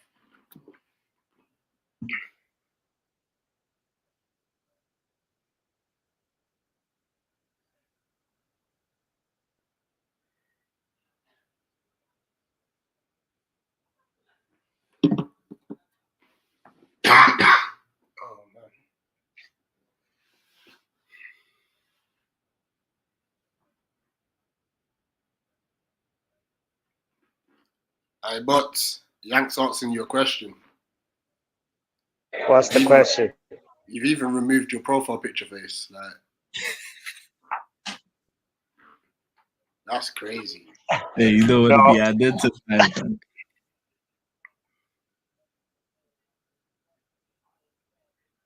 No, I'm ordering food right now, fam. That's why. Yeah, but you had a profile pickup, and that's even gone now as well.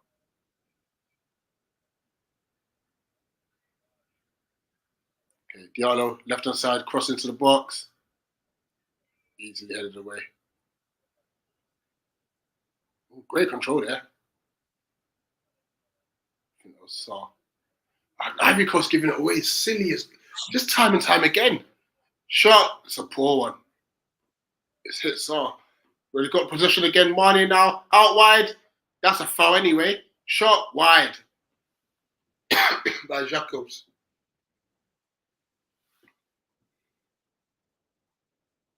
Should Jacobs have just kind of just stopped and tried to have the free kick instead? It's right on the edge of the box. But he has a shot and it goes well wide. The passing from Ivory Coast, man, woeful. So bad. Woeful. Hey, Nicola Jackson. He's coming on for the goal scorer. Poor shot by Jacobs, man. Tries to go for glory, just trying to curl it into the far corner, but gets it all wrong.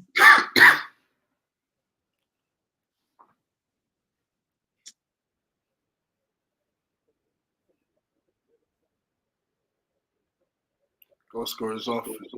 Nicola Jackson. Wait on, Justin. There's an echo. I haven't seen a lot of Nicholas Jackson in this tournament. Hold on, see. Testing. Okay, echo's gone.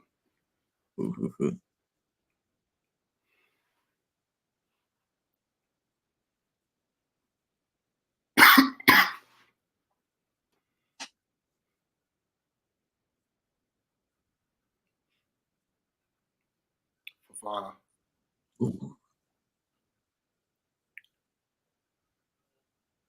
Kasunu. Sojore. Nicola Pepe. He's hoping to inject a bit of quality now. Seri, that's a decent pass. Is that Aurier? Oh, he just couldn't get down.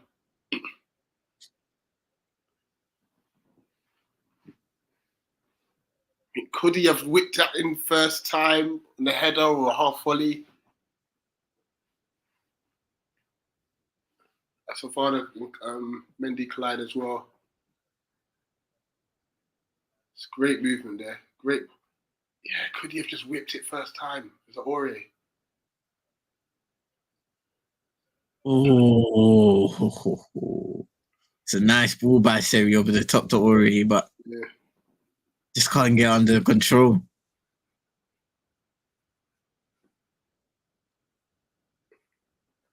Mendy obviously just trying to eat up a few more seconds on the clock.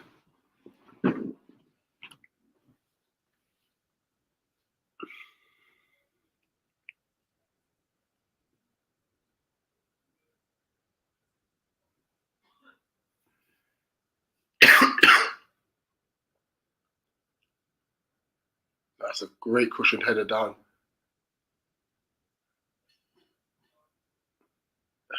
From Senegal being in a good position, it just goes back to being negative. They're going backwards again. That's better. Move forward with it.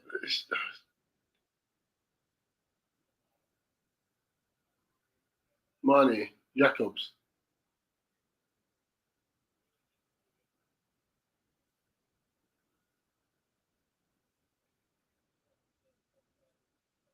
Shot off. It's just wide. Malane.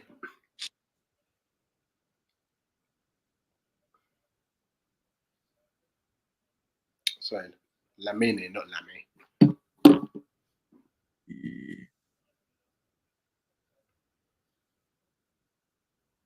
Let's go for another power hour. It's a delivery session, fam. Literally working around the clock.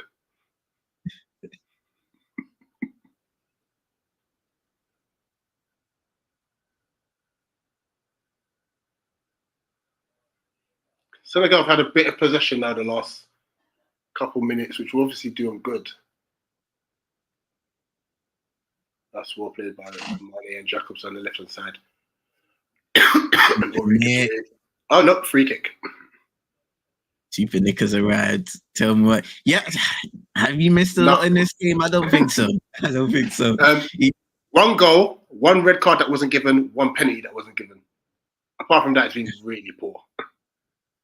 Yeah, we'll take and go by Beeb Diallo in the first half at 4 minutes into the game, but Senegal decided to sit back and defend their lead. They're getting forward a bit now, but apart from that, that's it. And like what Yank says, questionable refereeing decisions in this game, which is a bit of a shame. Yes, I'm saying Senegal are starting to play a little better now in attacking areas. We'll see if they can add on to their lead. Yeah, it looks like Ivory Coast are averaging 62% possession. Senegal with 38. Oh, support. That's just that pass to Ori is easy. Just got to have a bit of quality. That's a silly foul by Lamine. And he's been booked as well. Lamine Camara. It's a silly challenge. But it gives Ivory Coast a chance to whip in a free kick from the wide area.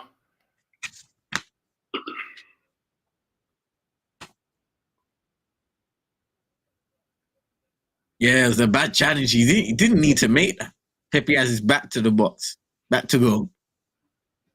And as we speak, Sebastian Haller and Kessie are both coming in front. Kessie. I'm surprised they didn't bring on Frank Kessie earlier. Because I don't think there was a lot of creativity in that midfield and in this tournament. He has been one of their most creative players. Yeah, Segari's come off. I'm going to assume that Crasso was the other substitution. Just waiting for confirmation.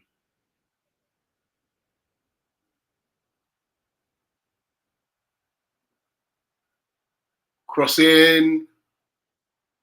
Headed back across goal. Chance. Good save, Mendy.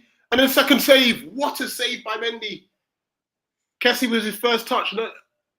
No, he grabs an equaliser. Maybe first or second touch there. Oh, is there an offside? Yeah, there's an offside in it. But either way, obviously, Mendy's not to know. It's a great double save for him.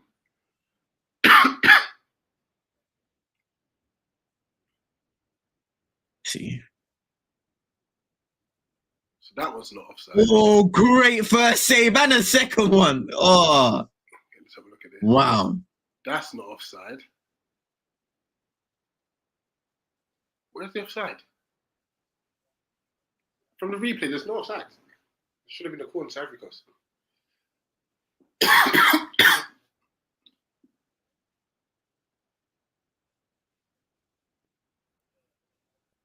Right, what a touch.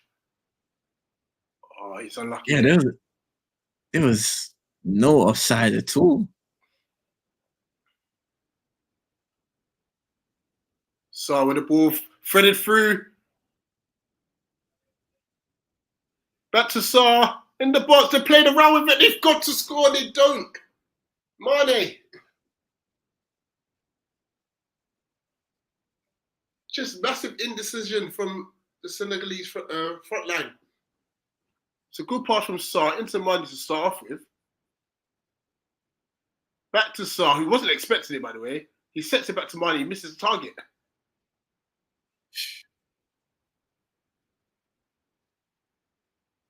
Oh, he's curled it wide. Wow. I just saw the chance there.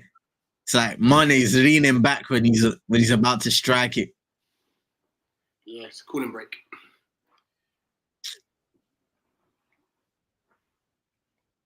Ivory Coast playing with fire there.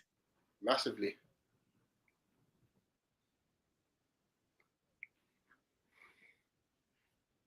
But they're not good playing out at the back as a team. If they even get a little bit of pressure, they will start panicking. Mm.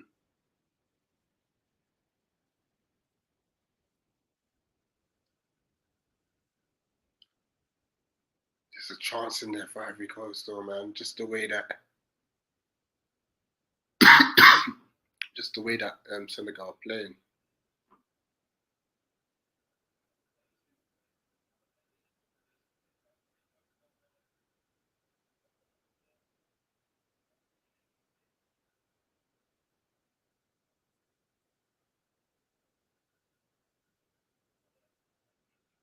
Oh my God, Ore, yeah, that is such poor defending, Ore, for the goal. They're just showing the goal again.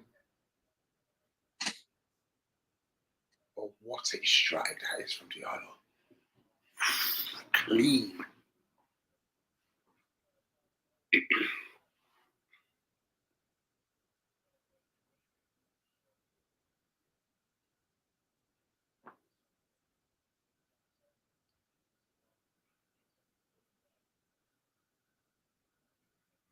He just allows him to go and cross in the ball, Sergio. It's like he's moving in the other direction and doesn't even care to go and cover. Like the focus, there's just too much focus on obviously trying to instruct his teammate to cover a man. Oh wait, they're in behind here, Ivory Coast. Pepe, save Mendy. I don't know if the flag's gone up late.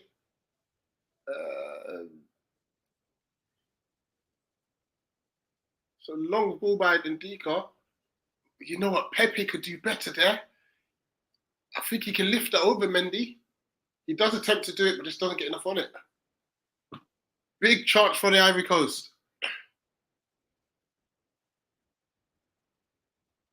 So much space. So much space. Ball is nearly a tap in for Sarr at the back post. Senegal out of a corner.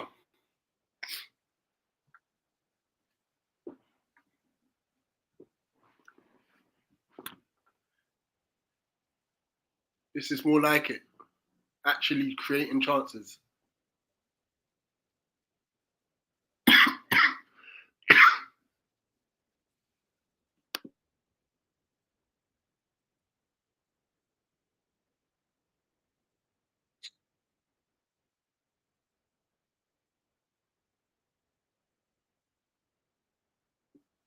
Fofana flapped at one there. Ivory Coast, yep, they just about get away. They got a throw in. Welcome back inside, Bots.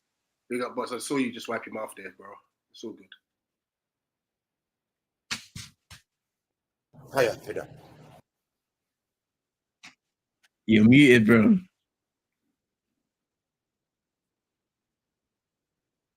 Hey! You can't fight the allegations. Speak. There we go. That should be good. Yeah, you're back. Hey, back inside. Now, there's like 10 minutes left. Yeah, A little over 10 minutes. Yeah, they're over 10, yeah. Oh, that's a cheeky meg from Sarr. That's rude.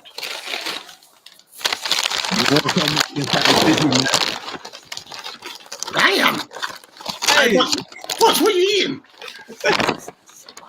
Yo! Chick-fil-A. Oh, what's that bag made out of? That sounds like a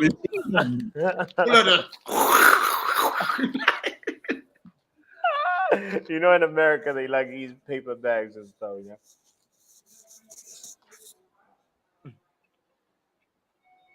Yeah, man. Hey, Drizzy. Ivory Coast, they've had no quality up top. They brought on Hadea. They're bringing on Kwame now for Fofana. But yeah, they brought off the entire front three: Bradel, Crasso, and Diakite, in hopes that their fortunes will change. But that hasn't been the case thus far. But But they are building down the left-hand side now. Cross into the box.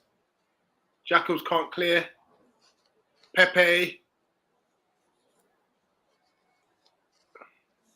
Let's just slow down now. Senegal got loads of players behind the ball now. That's well defended. Sadio Mane, that's experience. You're way ahead of me, bro. Damn. Yeah, I'm watching on TV this time around. I've just hit the 80th minute. Oh. I'm 40 seconds behind you. I'm on 80-20 now.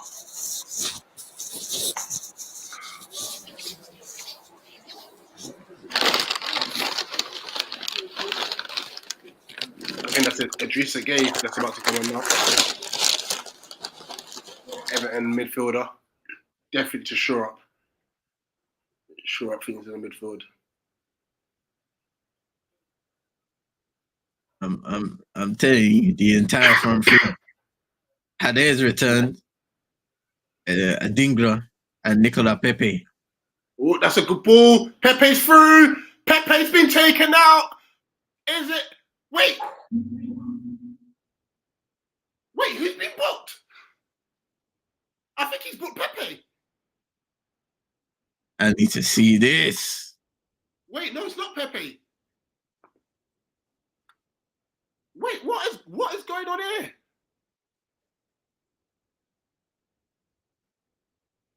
Let's see what happens here. So Sebastian now they are coming forward. It's a lovely ball. Pepe! He gets taken out by the keeper. Surely that's a pen. Surely that's a pen. Wait, he's booked. Who is he booked? Kwame. Wait, does he book? He booked Kwame. But how is that not a pen? But why? Why did he book him? Did he ask for a yellow card or something? Like, No, give the penalty first, big man. yeah. Pepe got wiped out. Are you telling me there's no penalty here? Oh my goodness, what is going on here today? Oh, it's been going. Yeah, it's going over to the screen now. Well, thank you. At least he's going over to the screen because I swear if this brother was not going to give the penalty here, there's something going on here. It's a conspiracy act. Oh, It's a god. Papi Cisse has been booked as well, and so has the coach. It's a big conspiracy. The only thing that could change this decision is if there's an offside in the build-up. But as regarding the contact, it's a clear pen. It's been absolutely taken out. I mean, what, you don't even need VAR for that. Yeah, Ghislaine Acho. That is the referee from Gabon. We must reveal names today. So he's booked the coaches as well of Senegal. I don't know why they're moaning because that's a penalty. That is such a clear penalty. Right, okay. Looking at Returning back VAR. to the pitch.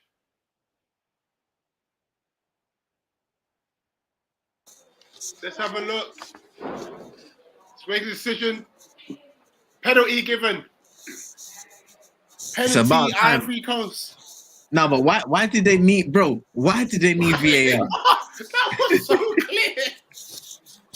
Wait, let us see what's happened here. So Mendy's been booked, but what did Kwame get booked for? Dissent, maybe? It must have been dissent. Yeah. Yeah. That's mad.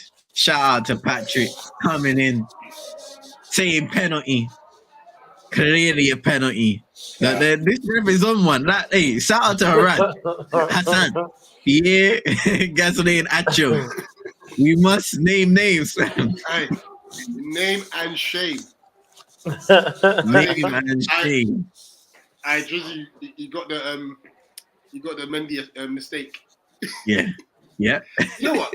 I wouldn't even necessarily blame Mendy too much. The defending there was terrible. Yeah. It was a mad like Hey, Yankee might be right, boy. Also, wasn't Mendy the last defender technically? Last player standing? I think they've got this double jeopardy rule where if you get a penalty, you can't be sent off. I think. You may be right. Right, it's Kessie that's going to take the pen. He's placed the ball down about 3 or 4 times, which is never a good sign. All right. Let's see. No, I mean, I want it to go, have this game be done, go warm up like the lemon, the ginger, and that. I'm going to have to sit for another half an hour, it seems. This one is going to penalties, man. Kessie against Mendy, 85th minute. Score, please, Kessie. Wait. I need to take off my headphones because I know I'm behind. I need to see this, right? Wait, do you need me to actually say anything? Actually, Rich, don't spoil it. Don't spoil it for us. Steps up.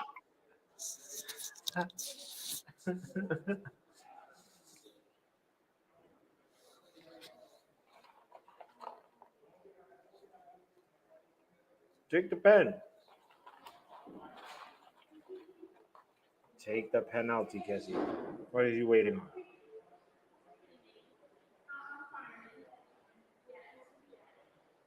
Better not hit it over. This run up is bookie. He scores though. Hey, it's 1-1. Kessie salutes the crowd. And Cote d'Ivoire. I've got to look at Mendy here.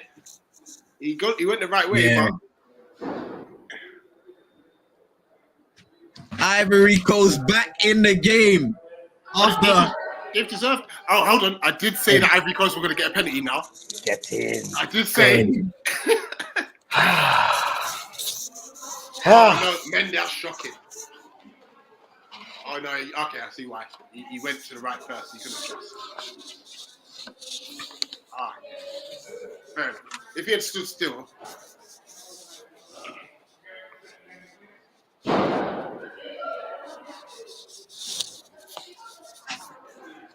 Ivory Coast are messing their way in this tournament. Bro. I can't believe it. After ages of frustrating attacking movements, not being able to execute, they find themselves on level terms with the reigning champions. Come on. CM, I told you the host, don't underestimate the power of hosting. But remember I told you. I said, and then obviously Bots mentioned the time. I said, if Ivory Coast score, they're going to be forward thinking. They're on their attack again. Yes. Yeah. Senegal are going to struggle to come out of this defensive mindset. And the substitutions they've made as well have been defensive. This is all for Ivory Coast to win right now. Come on.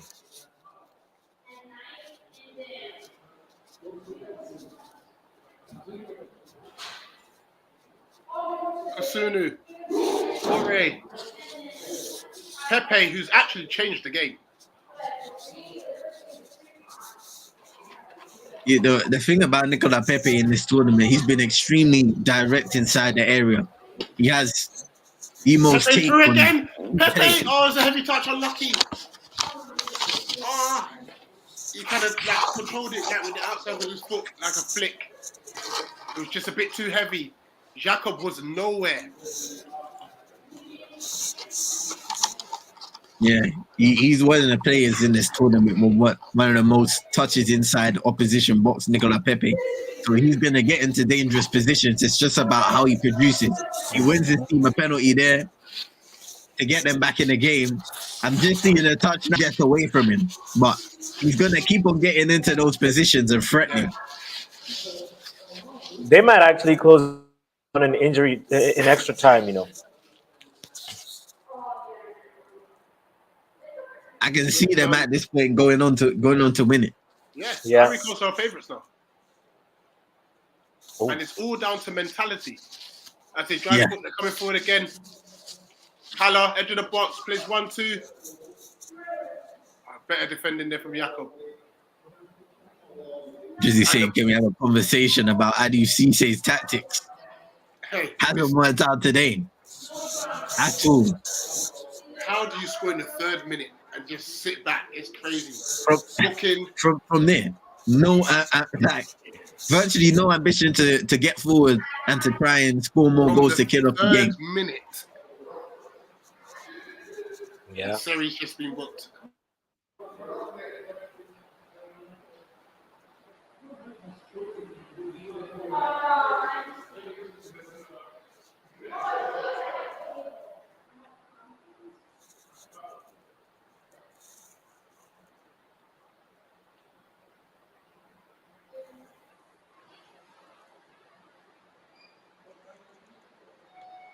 Hey, the benefit of defending a 1-goal lead against the home team is non-existent.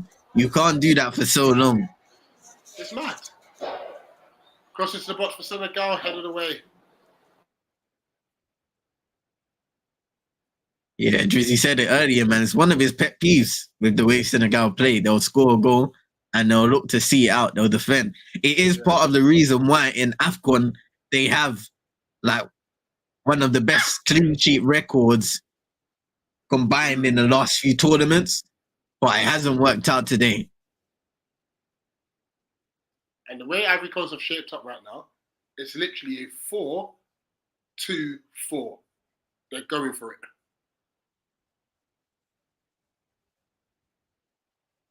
And they smell blood as well. It's another long ball up to Hala. Yeah, there's not much you can do there. Gathered by Mendy. 7 minutes of added time. We're into the second minute now.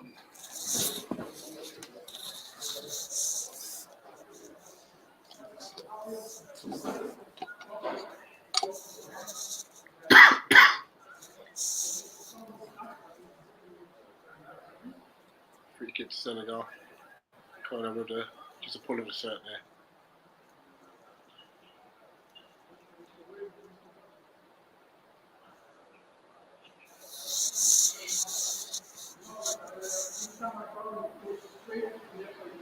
Come on, Ivory Coast. Come on. Senegal look they just look deflated. Mm-hmm.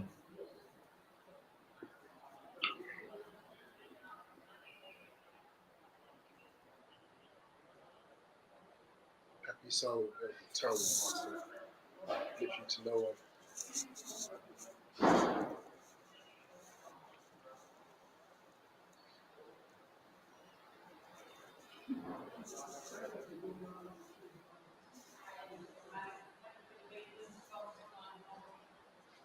Ivory Coast lucky there. Kessie. Where are you trying to turn to, Kessie? Senegal trying to break up Koulibaly. He's been stripped of it now. And Ivory Coast are going forward again. Koulibaly out of position. He's just looking to take man out. Free kick given. Free kick Ivory Coast, but 35 yards out.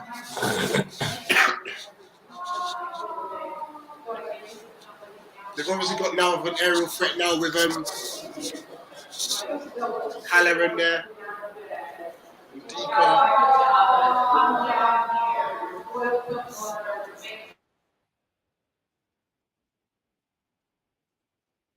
Ivory Coast really about to scam their way to the quarterfinal to a 4-0 humiliation. Hey, it's kind of wild, you know. It's wild. Pepe standing over this free kick. It's about 35 yards out. You would expect it to be an outswinger. And it's a poor one. It's a poor cross.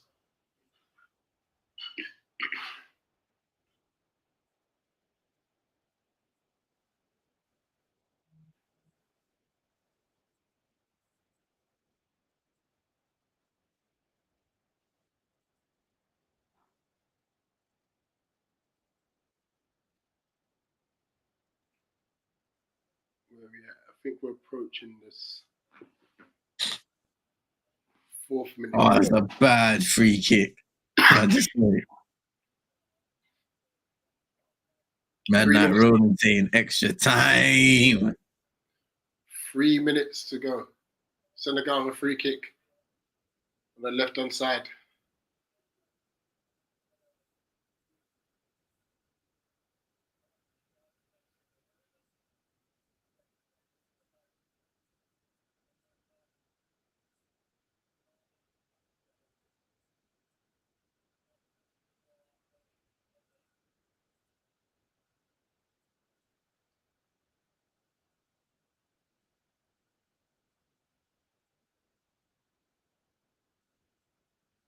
It's not a free kick, ref. Orient just won the header.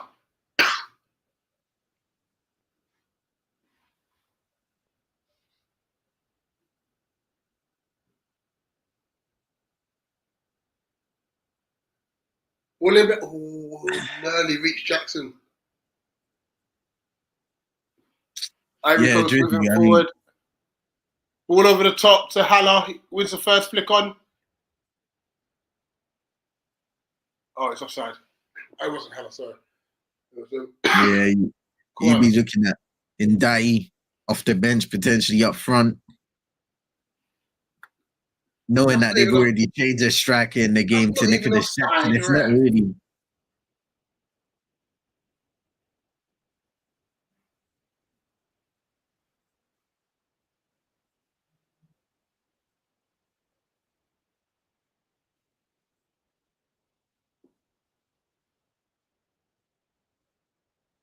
Jackson.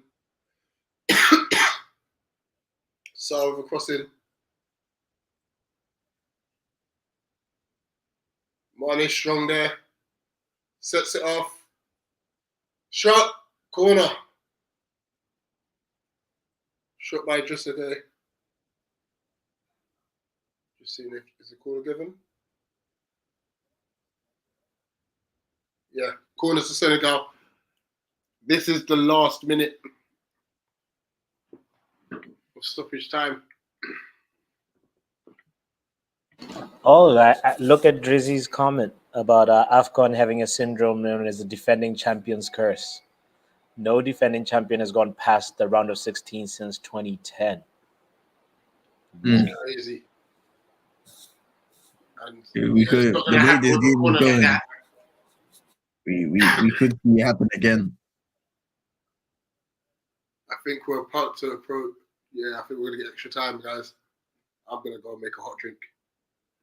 Say no more, man. It hasn't blown up yet. Yeah, there's extra time. I'll be back in a sec. Let me get a hot drink. Do your thing, bro. Do your thing. Yeah, I still got 30 seconds. Well, about 20 seconds left on my screen, but we're going to extra time, ladies and gentlemen. Another extra 30 minutes between Senegal and Cote d'Ivoire. But how are you feeling? I know Ivory Coast have pretty much been on top for the final moments of this game. They got back into it through a penalty from Kessie. We've seen a lot of controversial to say the least, referee and performance. And I'm gonna name names again, yeah. Pierre, Ghislaine, Achim. We're naming names today because the referee has been very bad in this game. Very bad. Ismaila Sarr got brought down. Senegal should have had a penalty. And by rights, they should have been down to 10 men after that Sadio Mane challenge. But it's past us now. We're going into extra time. What are you expecting from both teams? Bro, as I mentioned at the beginning of the stream, don't underestimate the power of the hosting nation and that energy that they can get from the stadium. And I feel like that's what's actually happening right now. You know, obviously the momentum, the early momentum was in Senegal, and then they decided to close the shop. And now that suffering the consequences of going too defensive, you said naming names. The name I'm gonna name is Aliou Cisse. There's gonna be questions. Is like it's fine. You scoring early should not be a curse. You know, now it's looking like he just made his team. You know, like the first goal is always the most important, but it's always about what do you do after that goal. Are you gonna go for the second one? Are you gonna try and actually just like close up shop? And this decision to close shop was too early in the game, bro. You cannot do this and expect. And this is not a group stage game, round of 16. You have to be going for more. And Diallo scored on the 4th minute, and they should have just kept on going and trying to put more pressure on Ivory Coast. And now it's come back to bite them. I feel like the momentum as we go into extra time is going to be with Ivory Coast. They're going to come in full swing mode, and it's the impact subs as well. As you mentioned, the Ivory Coast front line has pretty much been just refreshed. and so these guys can deal with it, you know. They've used all 5 of their subs, so that's an interesting one. I mean, look, we speak about the curse of the champions. No champion has gone past the round of 16 since 2010. Interestingly, no host in Afcon history has ever lost 3 games at a single edition of the competition. So right now, Ivory Coast are fighting for their lives to make sure that continues to be a thing, because they've already lost like they don't want to. They've lost 2 matches. They don't want to lose a third. It's gonna be a good 30 minutes up ahead. I feel like it might be even to be decided in an open play. I was thinking maybe it might go to penalties, but this one feels like the momentum pattern is with Ivory Coast, and they are gonna give the business to Senegal. Yeah. I also, the other thing that's interesting too is the impact of Pepe. We've mentioned, I think it might have been Rach who mentioned him. Yeah, it seems like ever since he came in, 65th minute or something like that, he's been a bright spark, especially on the right hand side for Cote d'Ivoire. So I'm expecting him to be a game changer, or maybe past that, the ball to Sebastian Halle, and then Halle just to finish up the business. That's my prediction of extra time. 2-1 Ivory Coast.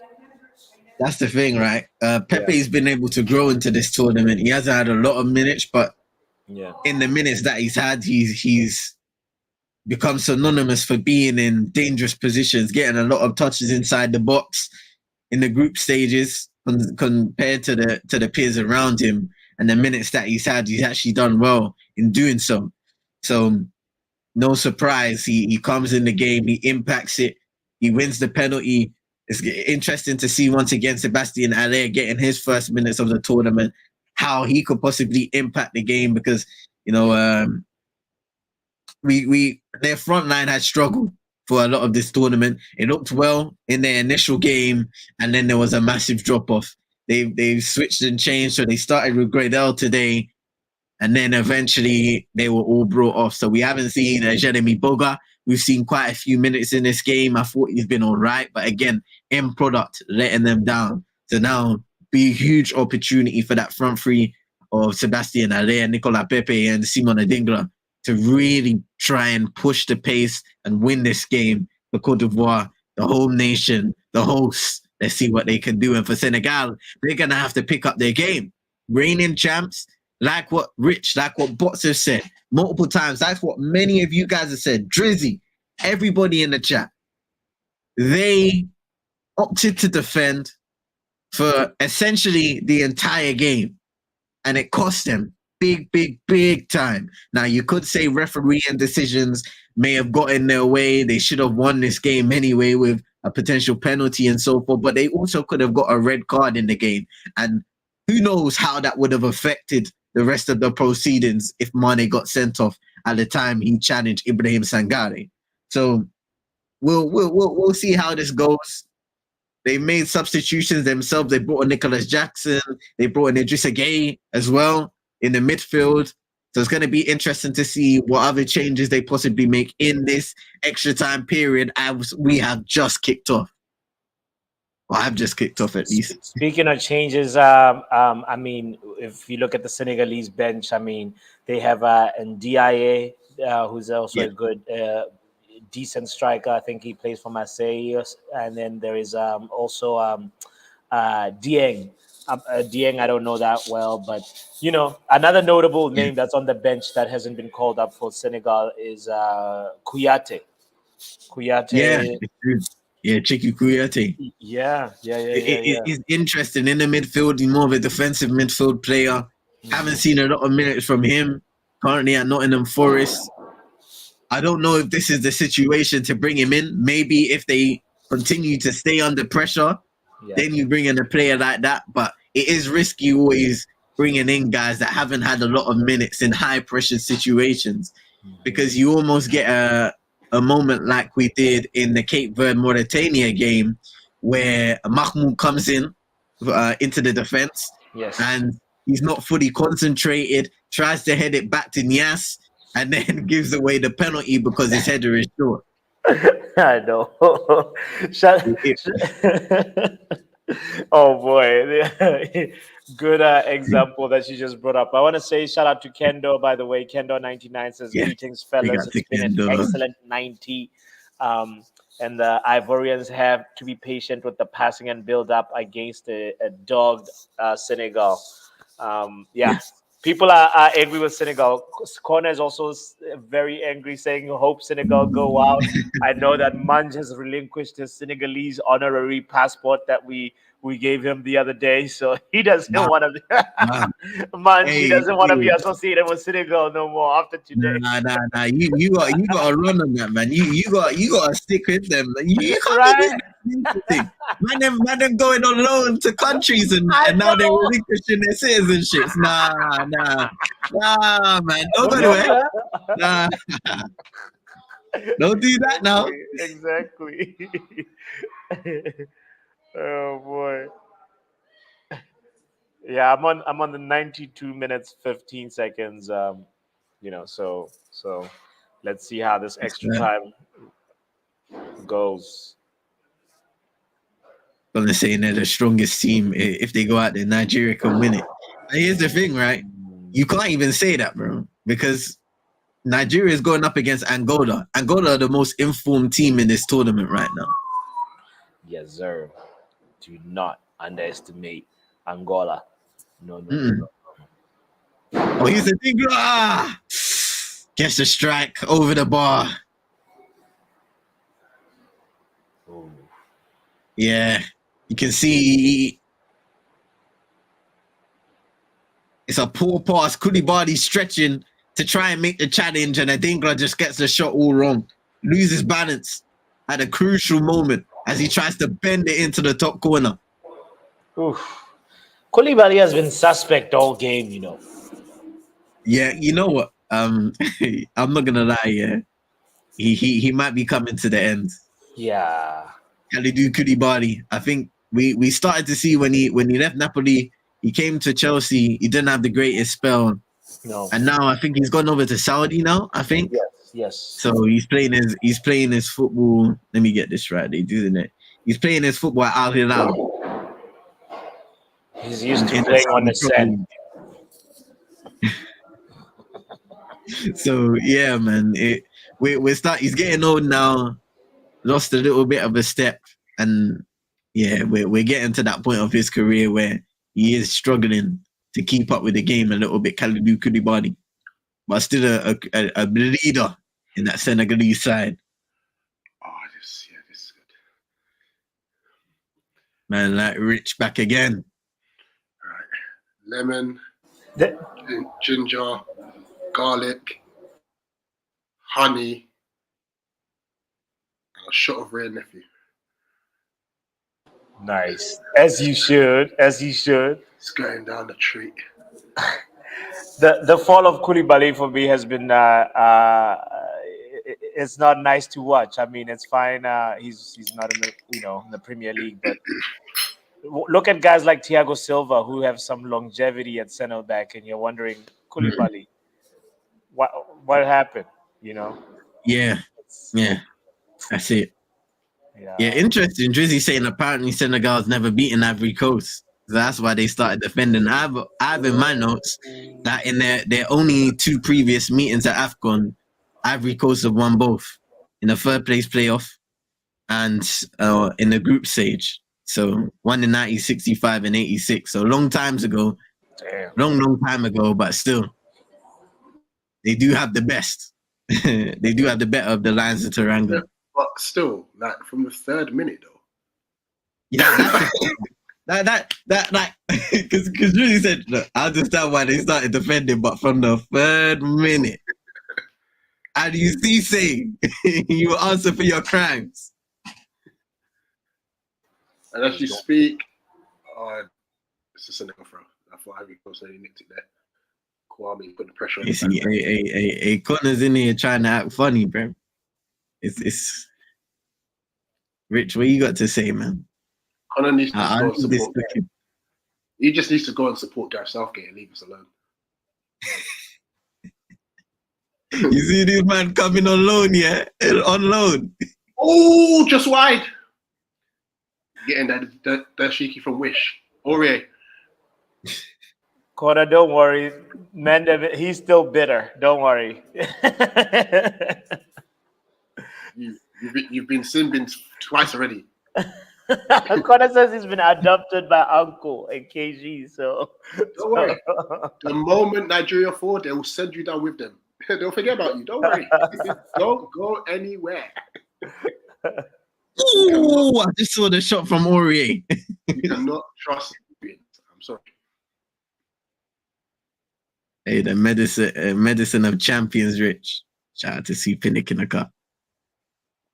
You know what's mad? It actually tastes really nice. I think it's the Ray.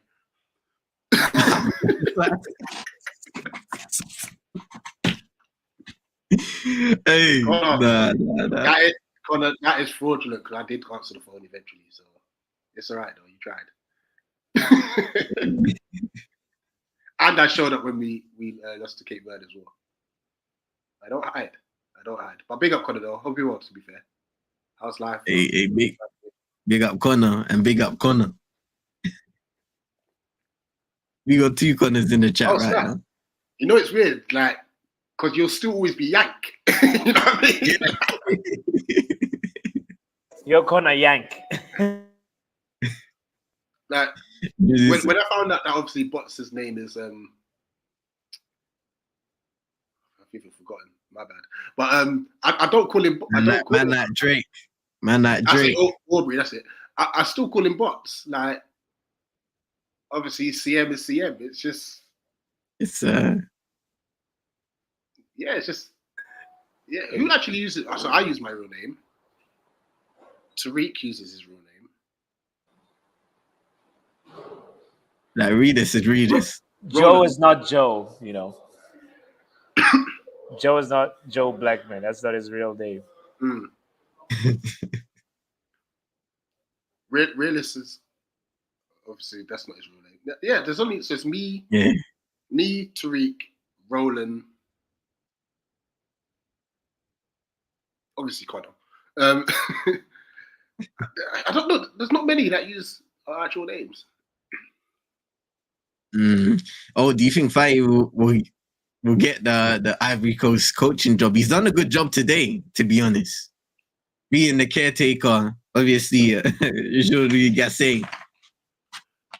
Crossing, deflection, corner Senegal. Wait, has the goalkeeper just run into the post? Huh? What is that?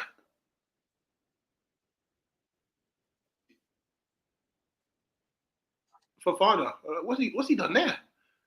Right, deflection of Aurier. He's backpedaling. He just doesn't have any idea where he's at, and then he's crushed into the post. Let's see what happens there. Oh yeah! Oh, I heard the ting. Hey, he backpedaled into the post, man. Yeah, Fofana, he did not know what's going on there. Just so you know, this is the round of 16 though, bro.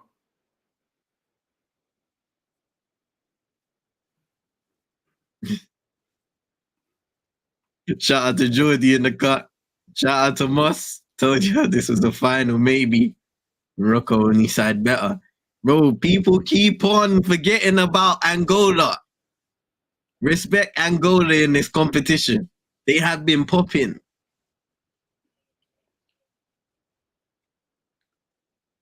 Can't believe that was the last we saw Big F though, man. The lights were too bright though. But they're saying that your quizzes are dead.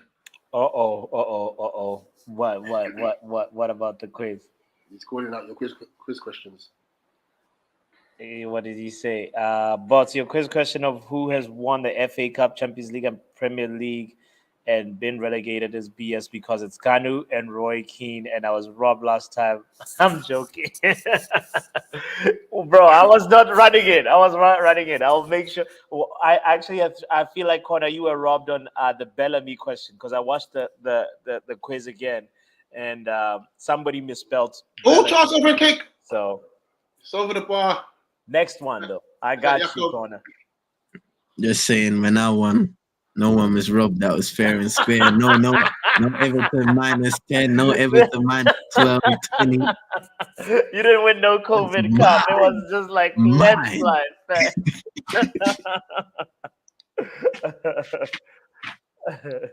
I'll be right back. I'm gonna get a top up. Say no more. Rich already finished it. That was good. Hey, the Rays is hitting.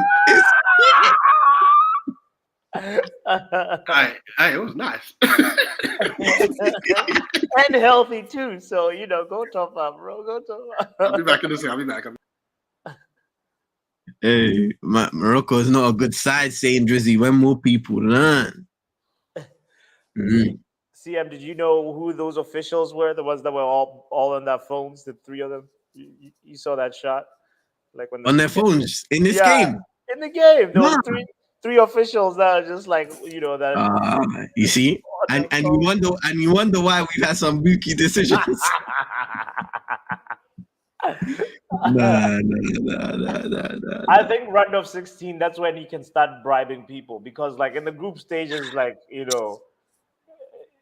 But this is what I don't want to be hearing, man. I know. Because I was saying to Rich earlier, man, that don't watch a competition throughout, they're gonna clip this stuff up now, and they're gonna say this is Afcon. This is Afcon. It's not good. It's not good. True that. When most of the decisions in the group stages were more or less spot on, there was like very little controversy about a lot of the decisions. So it's like, why are the referees starting to lower the standard now? In the round of 16, it's disappointing. I hear you. I hear it. Jody saying 190-minute lead from Drogba off the stands and sends Ivory Coast to the quarterfinals. Yo, man, hey, Drogba's watching on now, man. He was almost brought to tears after the Equatorial Guinea game. Yeah. He's already been losing hair because of Chelsea's performance in the Premier League. Nah. They stink, man. and he's got to watch Nicholas Jackson right now, man.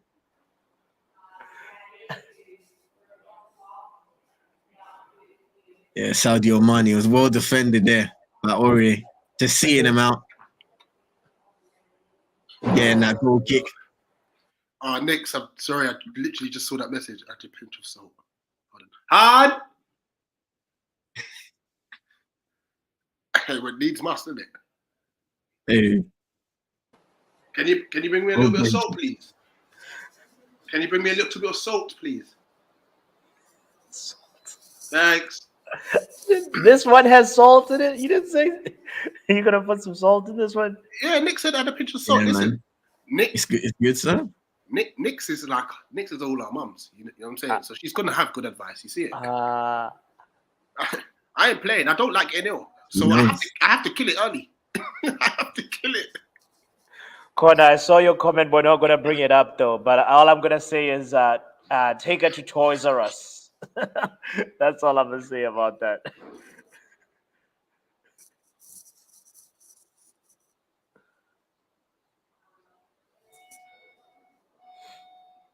Yeah, fam, I don't know what I'm going for that, but yeah. Close your DMs, big man. Straight blockage. Connor, as a guy who's 36 years old, you don't need to stress. You don't.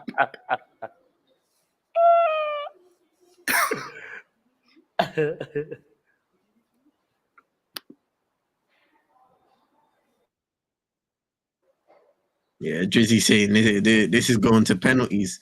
It might be heading that way. We're in extra time of the first period. Chance. Right at the end of the first half.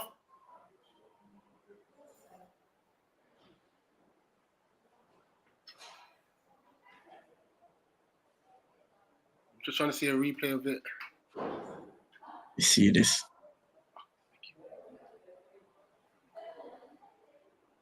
It's Diatta running into the center of the pitch. And it's a lovely ball into Mane. But you know what? Fofana gets out quickly, makes himself big. It's a great save. Good goalkeeping. Let's see. Got it. Mm-hmm. I just got to make sure it's a pinch. Otherwise, this whole drink's going to be ruined.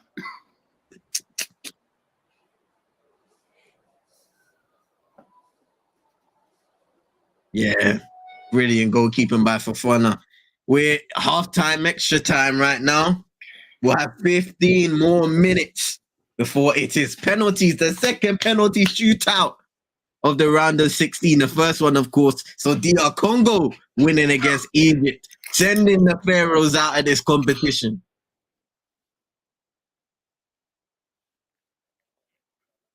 All right, big up, yeah, I appreciate that, man. I'm trying, man. I'm trying. I'm trying, honestly. Amen. I'm here for the penalty shootout in this game, you know. I wanted to end an open play, bro. Not penalties. Come on. Come on. Just Ivory Coast. Just tell your client they just have to just delay.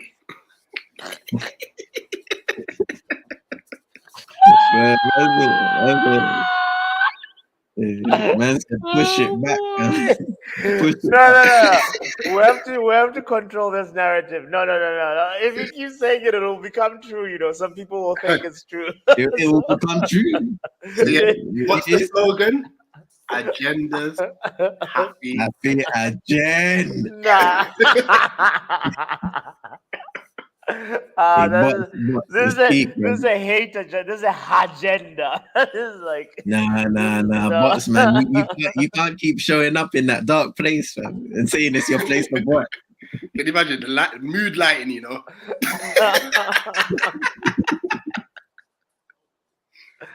Oh Lord. Guys, kindly hit the like button, by the way. If you're tuned in, just don't listen to what we're saying, but just hit the like button. For those in the chat, yeah, listen, you can hear from my voice house feeling very sleepy. Since that first cup, I'm wide awake. I don't drink my nephew's. Look at me. Don't do it. Hey. Just drink your water, your pineapple juice, and your orange juice, man.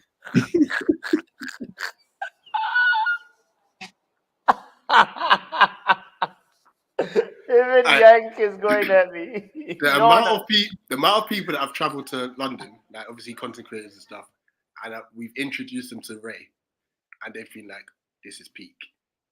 Like Santiago, you're coming down in a couple of weeks.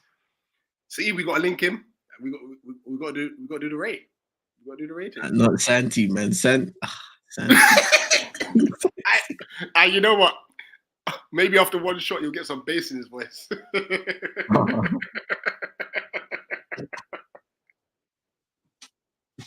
Yo, fam, he's gonna have to slap on that mask. Them will know the real magic.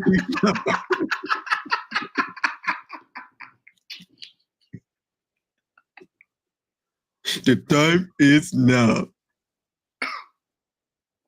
Oh my days. Bro, yeah, you're 24. Listen, just continue to live life, man, and enjoy every minute of it. Because it actually flies by. It flies by. I was very excited to turn 25. Yo, 25, we do a big little do for it. It's like, oh, you know what? I'm gonna turn 30. Yo, that's a mature guy. I'm on the wrong side of 30s now, you know. I'm like, yo, I'm 37 this year in May.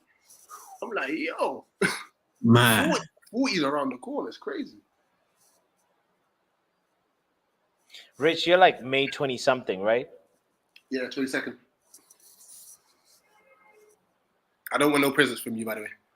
No, don't worry. I'm too broke to afford any presents anyway. I'll send you Chick-fil-A. But you don't want a present from bots. You might send something from the workplace. You know what I mean? You might send me what Connor's yeah, I'm gonna send Connor's exactly.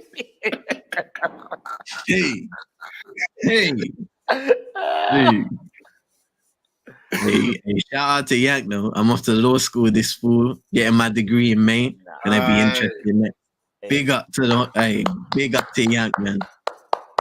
Nice. You know what it is, and about like the American culture and law, they take it seriously. You know, there's like, it's so competitive. Like, obviously, there's different type of law that you can get into, but they take it seriously. You know, I mean, even to become a defense lawyer, like, for me personally, just morally, like, obviously, you have to be cold-blooded. But like, imagine someone did something like grape or something. I can't sit there and defend my guy. But there's people that are out there that will do it. Like, the P's are like, all right, calm. You understand? Like, yeah. So I don't know how they do it, man. But fair play to. The work ethic in America is quality. It's wild. I was interested in law, but there was just too much reading in that, so I couldn't. Yeah, it's always law or medicine, isn't it? Yeah. Is it still this way with obviously like the rise of social media and everyone wanting to be like an influencer? Do these like jobs are they still prevalent?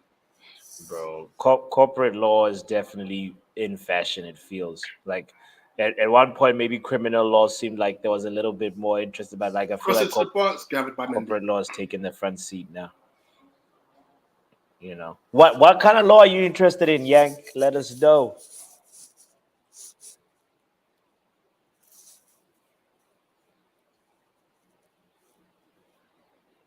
And then down here, we're teaching kids.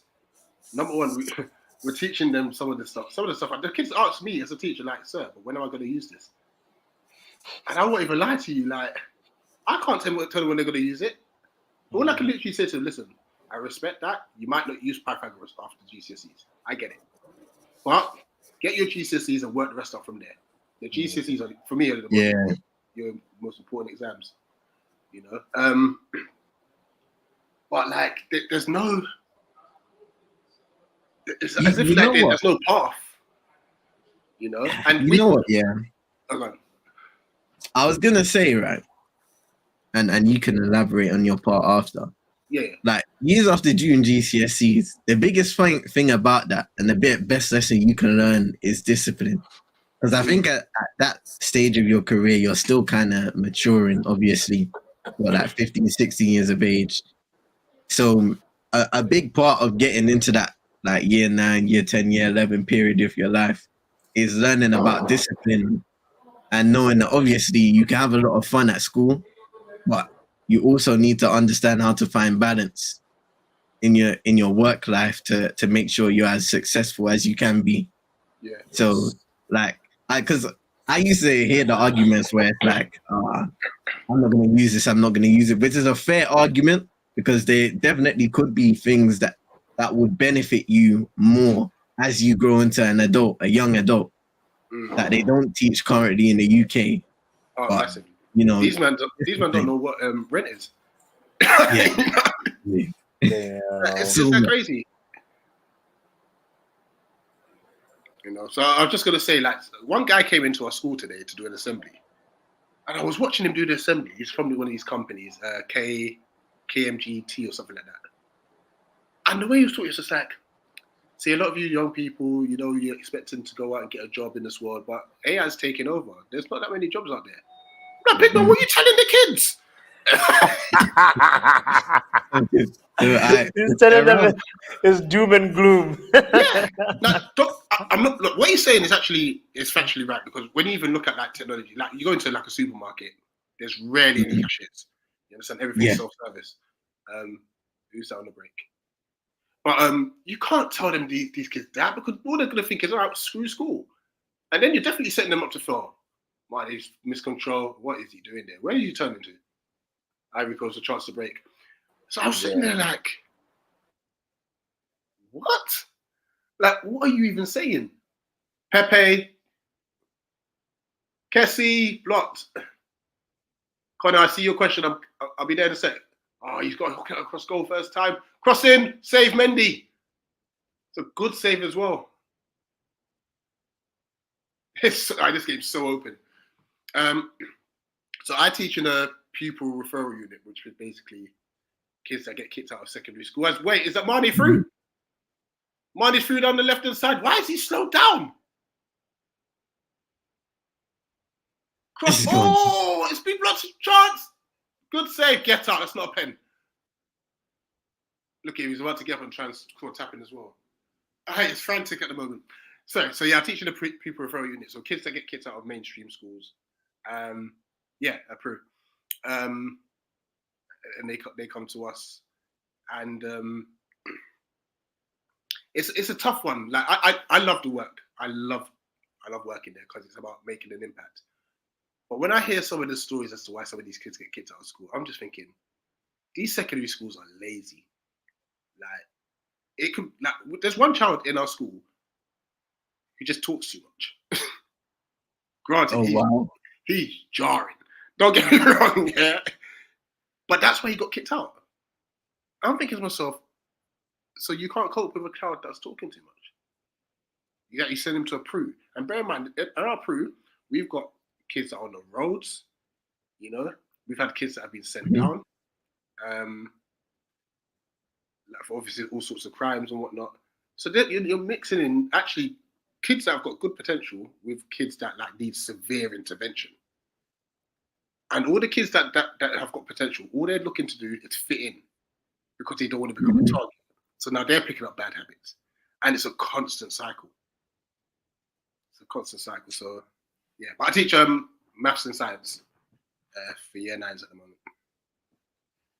It's like having a Rashford and a Garnacho in the same class, huh?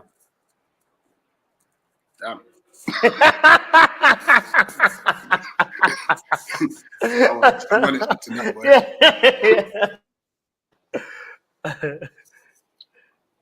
Connor, that's another great point, by the way. The school system, all the schools are failing. They're failing bad down here, you know. The amount of schools that have closed down, the amount of schools that have obviously been special measures or requires improvement, they're struggling. And it's all because obviously these kids are nowadays, there's a lot of these kids that are just, they don't care about school. Like some of the kids, I had one school turn up to school at like, one kid turn up to school at like 1:30. Wow. I looked at him, I was like, and when does school end over there? Why are you even coming in? They're ending like 3:15, 3:30 around. Wow. Yeah, they wrap up at 3:00. But you know what it was? He was hungry. So deep, these kids don't like school, but they like school in a sense because it's a place of safety. Yeah. You see it. And some of them, it's literally that's the only time they're gonna eat. You know, it's a lot, bro. Like it's crazy. But I love it. Like I said, these are kids I'm trying to impact, man. Because really, no, it's getting downhill, man. Yo, what's going on the bench for Ivory Coast? Because they're trying to make some substitutions. Some of the guys on the bench are just moving mad. Shout out to Vibes in the car as well, man. You saying it. They think that Real Madrid when Carlo Ancelotti had the big meeting with the you remember the Champions League final. sorry, but this is why I asked Drizzy's comment. I was wondering if that because the influencer culture is crazy in America. Oh yeah, like, everyone's on TikTok. Yeah. Boy, man. It's the gift and a curse of the content creator life. Like it's glorified, to the extent that it ends up being a distraction to some other kids. Right, that's good football from Ivory Coast, by the way. Oh, Out wide to Pepe. Good overlapping run from Ore. He's been missed out. It's just a bit too far.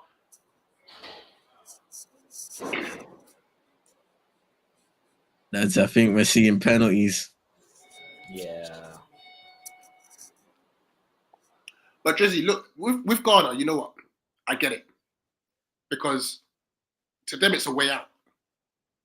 You know, there's not as many opportunities in Ghana as there would be in the United States. So they're going to see the United States one and be like, oh my gosh, this guy's popular on YouTube or TikTok or whatever. And they're going to try and do the same thing as well. You know?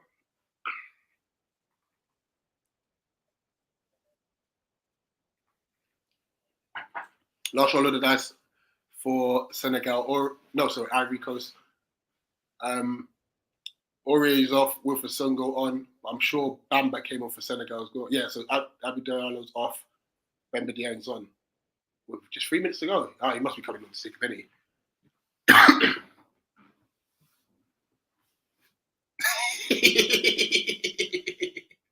Hey, Drizzy, you're funny.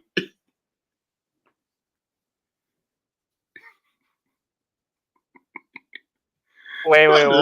Bring up Drizzy's comment. What did Drizzy say? Not the village.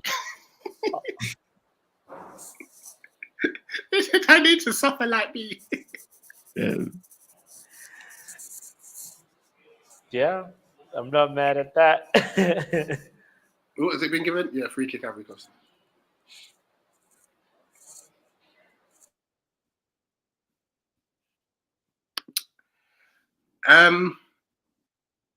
It's literally just to manage the youth. That's literally, unfortunately, all we're doing. Granted, there are some kids in there that are doing wicked. 1 year 11, she did a work experience earlier on in the academic year. I went to an architect firm for work experience. So, and she said she loved it, and like since then she's been like, she got a notepad and she's trying to create designs. And she really wants to get into like architecture, real estate sort of thing. You know, so there are some that are still like proper on it. But yeah, it's almost like it's a crash. You know, and like I said, these kids unfortunately have a mindset of like, I don't care about school. You know, we got kids that will try and avoid lessons. It happens to me. They will try and avoid my lesson because they know I'm going to get them to write. You know what I mean? So yeah, there's a lot that needs to be done. And I think, and this isn't a plus side to the staff, but because they get so tired in a day with having to deal with nonsense, they don't really want to see the kids, after school as well. So they might just, if they've got given them a detention, they're so fatigued, they're like, just go home.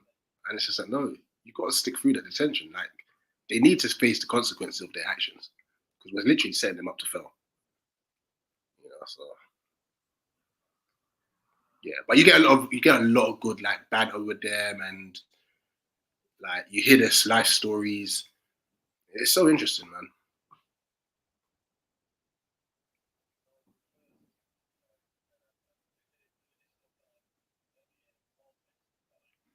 Peak, Connor. That's peak. But those are the type of stories you generally tend to hear these days. With Peru or no Peru, like these kids are out there just active. You know. What does PRU stand for again? Pupil Referral Unit. All right. Come on, 2 minutes added on. Let's Ivory Coast. You can get that last minute goal. First minute has literally just elapsed. Aurier with a throw in. Chance to cross it in now, Aurier. Good ball in. Bendy gathers. Yeah, I think they're going to look to see it out to Where's my phone? It's going to be tough. Is Mendy's not good in penalties, if I remember correctly. He used to even get subbed off for Kepa. So yeah, this is it's going to be interesting. Yeah, with 40 seconds to go in this one, I don't see there being a substitution this late, to be honest. Wow. Maybe he can redeem himself. Could today. Ivory Coast trying to get the end? Pepe on the ball down the right hand side, 1v1 with Jacobs. Cuts inside, cross into the box. They've won the first header. Hannah's got a chance if he can gather it. No, Kwame's been penalised. I think that might do it.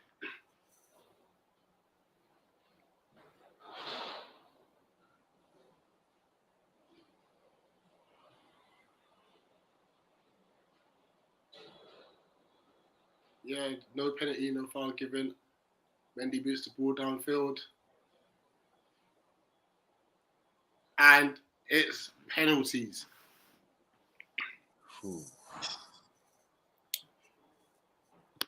Right.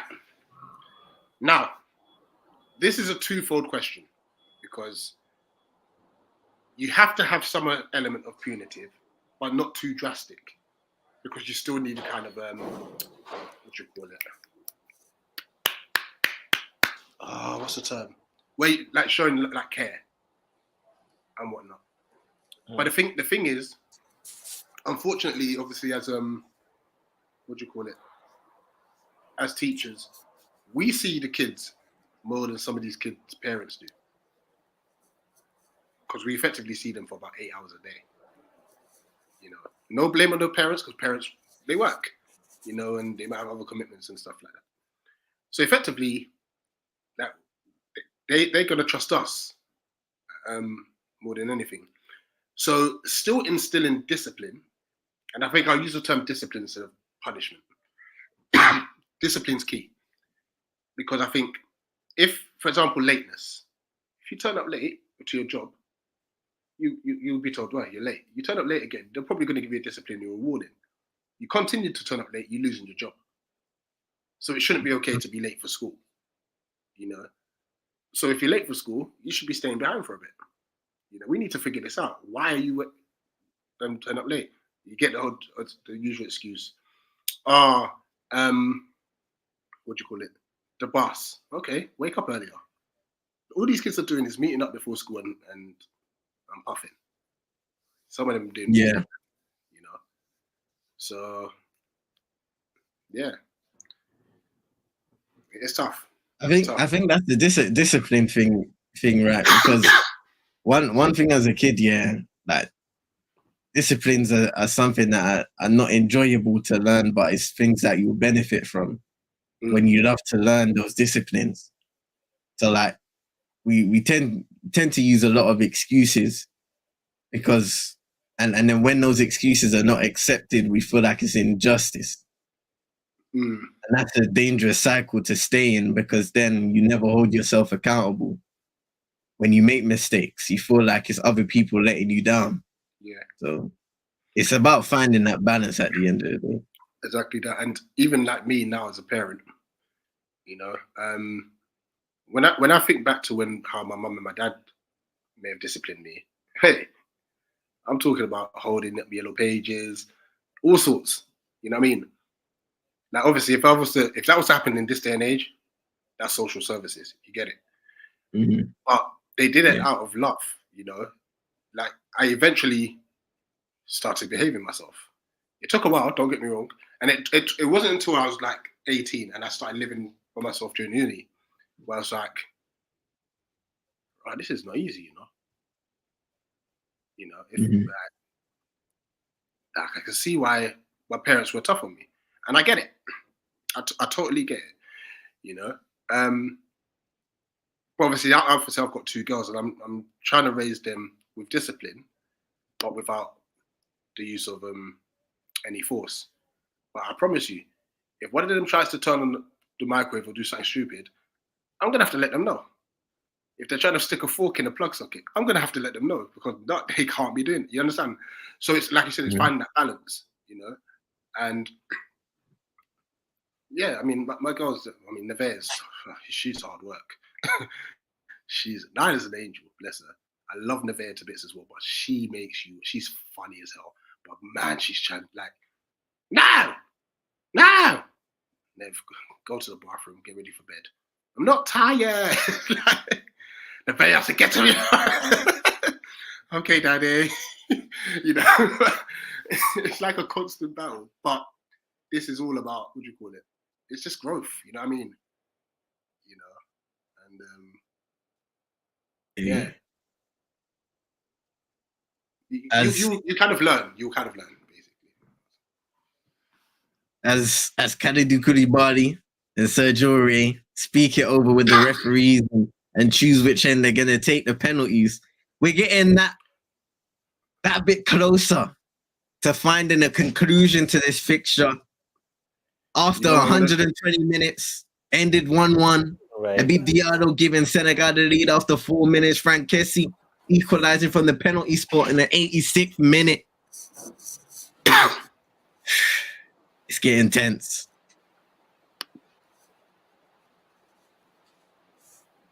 Now that we're in penalties, do you want to revisit or update your prediction, CM? Nah, I gotta stick with this one. I gotta Thinking with stick. Senegal. Hey, yeah, man. Right, I'm gonna try something. Yeah, I'm gonna try something now. Hold on. yeah. I'm gonna have to turn off the comments. Wait, hold. I'm ahead, innit?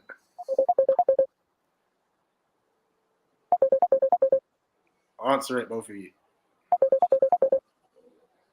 Hold up. There we go. Hold on. What is this? What is this?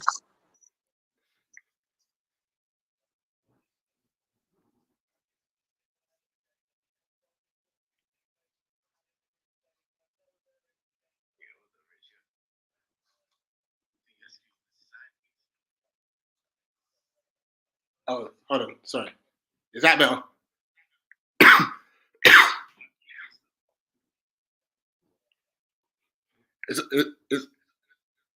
It's only because you look behind.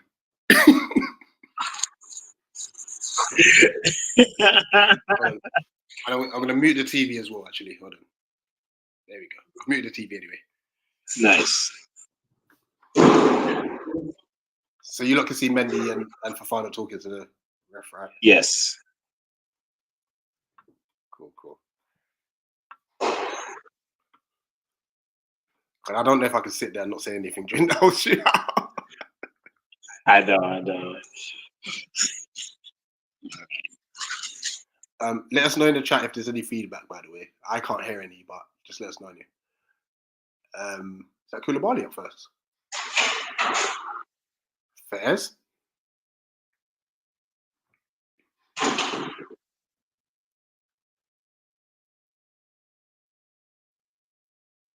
Listen, this needs to end within 5 because... Oh, is it Tiny C? I think he's saying shift it up a little bit. All right, so Yeah, we're good. Gotcha. I'm trying to rest my arms as well. All right. Koulibaly stepping up. He's gonna score. 1-0 Senegal. Good pen.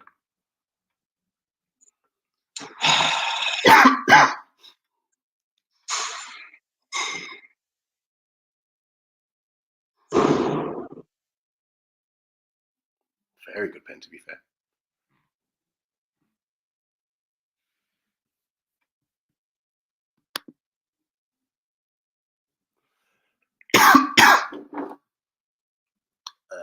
Who's that? Is that Pepe? Yeah, Pepe.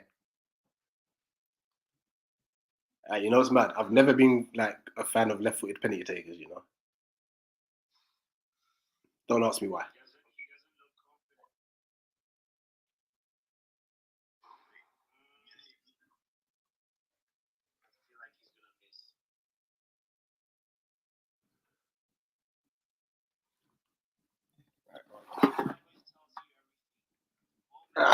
Switch arms.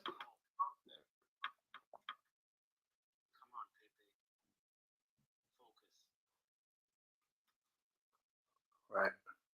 Pepe. Oof, just.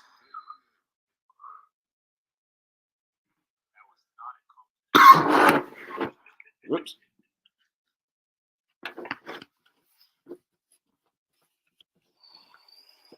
That was close.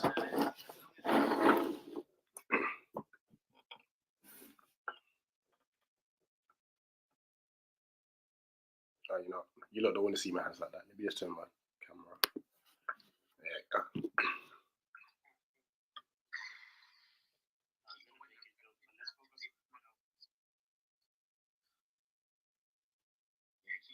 go. Ooh.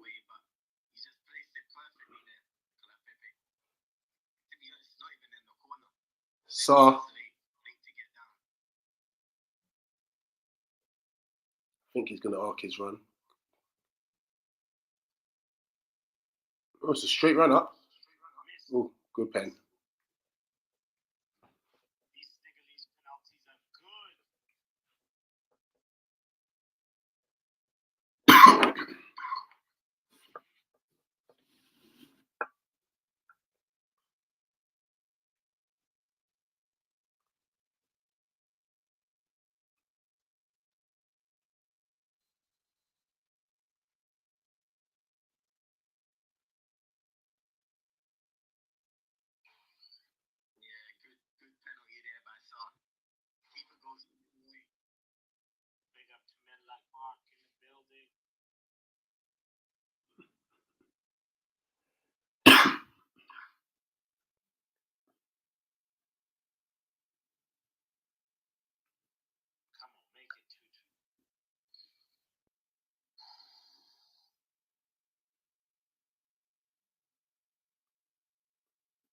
Oh shit, I didn't even see who came up for this penalty.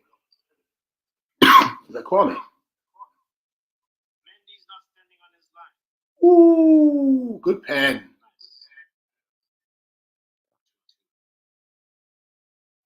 Two. That's the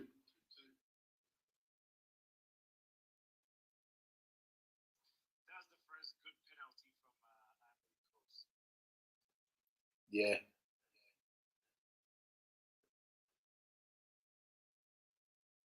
Mendy's gone right both ways now, so he's gonna make Ivory Coast second guess.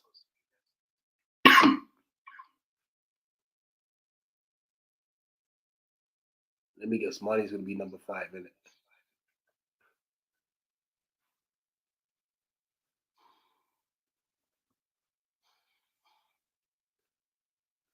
Ooh, he does not look confident.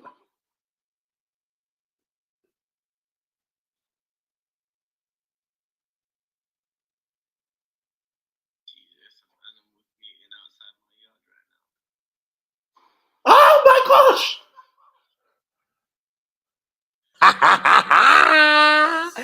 Yes.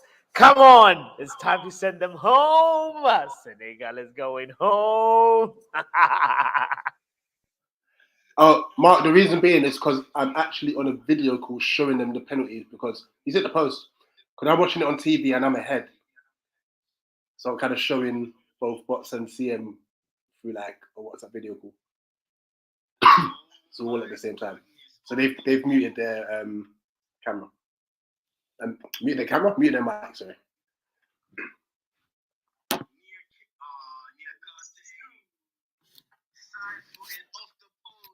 I did say he didn't look confident. It's Hala. Chance for Ivory Coast to take the lead. Good pen.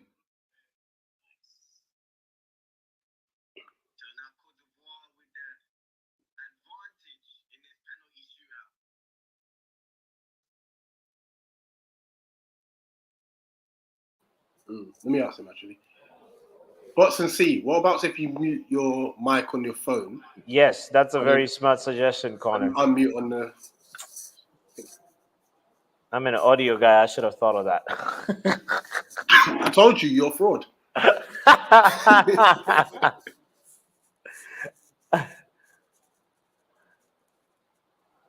Massive penalty now for Senegal. They have to score this. Otherwise, Ivory Coast have a chance to win. Ooh, it's just. Oof. It's 3-3.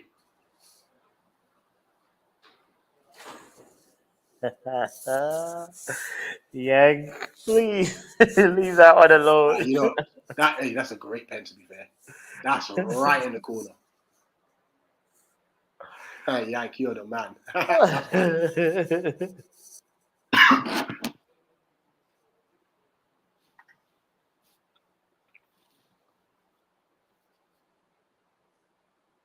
I see him, I won't even lie. If you've been talking for a minute, I cannot hear a word you're saying.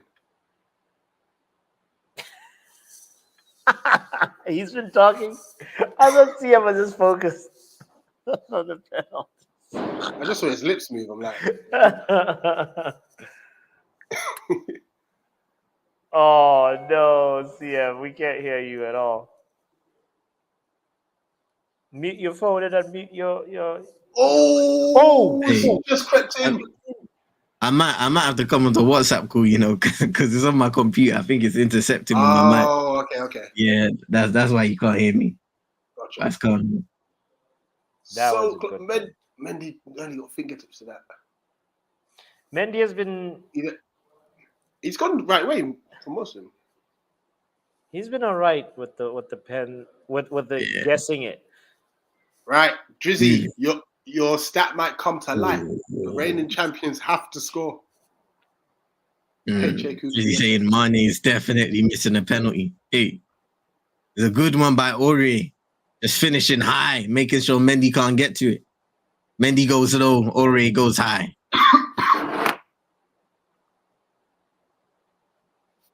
Of course, we're still here, Duan.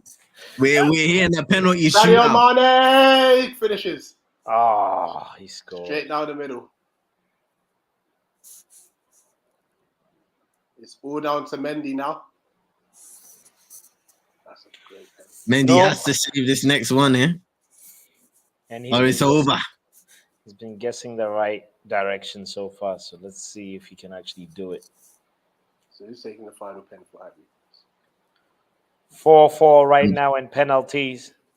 I'm just seeing this money penalty now. Great It's finish Frank down the Kessie. middle. Frank Kessie. Ooh. The thing is, CM, do you want us to say anything though? Yeah. If you see it, just do it, man. Yeah. All right. For a chance to somehow again finish their way through another round. These guys entering through the back door. Hey, Hey, can you imagine? Hey, yo. Pause. Kessie. Kessie against Mendy, part 2.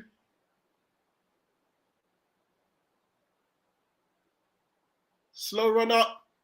Kessie score! Goal! Yes. Senegal, champions the reigning are champions. Yes. Right, boss, I'm leaving. Vamos.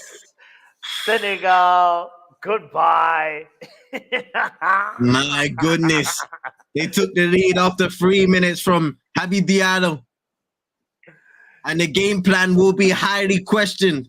Oh, yeah. Here from Aliou Cisse as Frank Kessie, beautifully dispatched. Beautifully dispatched. Oh, Ivory Coast, they pushed for an equalizing goal and they found it. They got through extra time, got to the penalty shootout, and they are the team victorious, the hosts, after so much adversity in the group stages, after losing their head coach, Jean-Louis Gasset. They stay in this competition. the champion's And are through. curse. The champion's curse is on Senegal. It's a good day. That It's a stat good is day. crazy, though. Since Right? 2010. Since 2010, man. Wow. But also there's been some Mendy mad couldn't adjust. refereeing decisions in this game. But good thing, Senegal. Going home, I'm happy. That's all I can ask for me.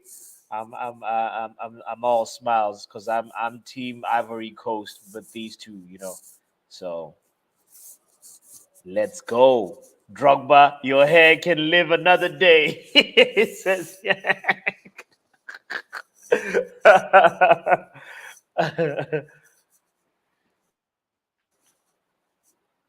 CM, you're boy, muted boy. again, bro. Your audio My is bad. acting like What- a my bad. Senegalese team. Hey, what a result. Cote d'Ivoire go through to the quarterfinals. They'll be facing either Mali or Burkina Faso, who are playing tomorrow. You will be seeing me there for both games tomorrow, actually. So tomorrow we got Burkina Faso versus Mali at the 5 o'clock game, and then Morocco versus Bafana at 8 o'clock. South Africa. That's a good game. Yeah, that's going to be a good game. Morocco, South Africa will be facing Cape Verde. So whoever goes through in that game, it will be Cape Verde in the quarterfinals. And then that will conclude the round of 16 fixtures. And then we'll be back for the quarterfinal games on Friday and Saturday. So yeah, man. Big ups to everybody inside. Congratulations to Ivory Coast. It's crazy that they were here in the first place and now they've taken out the reigning champions and the curse continues. Crazy. How do you go out to people that lost 4-0 to Cameroon, B? That's what NN is saying. Hey. Crazy. Oh boy. Good. Home title still possible, saying Moss. Hassan saying I'm neutral. Ivory Coast deserve this win, no doubt about it.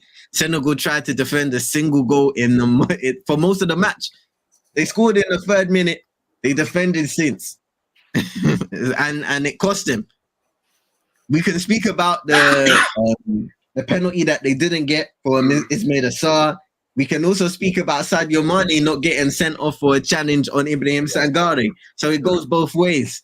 I just think they They weren't ambitious in this game after scoring, and it came back to bite them. Ivory Coast, they were the team aggressing, even though they didn't have a lot of quality going forwards. They eventually got their goal. They got back in the game, and anything happens when it goes to penalties, and Senegal have themselves to blame, unfortunately. So commiserations to the reigning champions. They will not be retaining. They will not be going back to back. Since I think the last team to go back to back is Egypt still.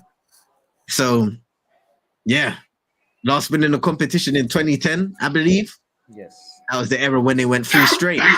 So Senegal won't be going back to back. And that record still is ongoing. Drizzy saying in the comments, this is Nigeria and Morocco's chance to win now. For me, this is Morocco's best opportunity to win Afcon in this period. What do you guys think about that?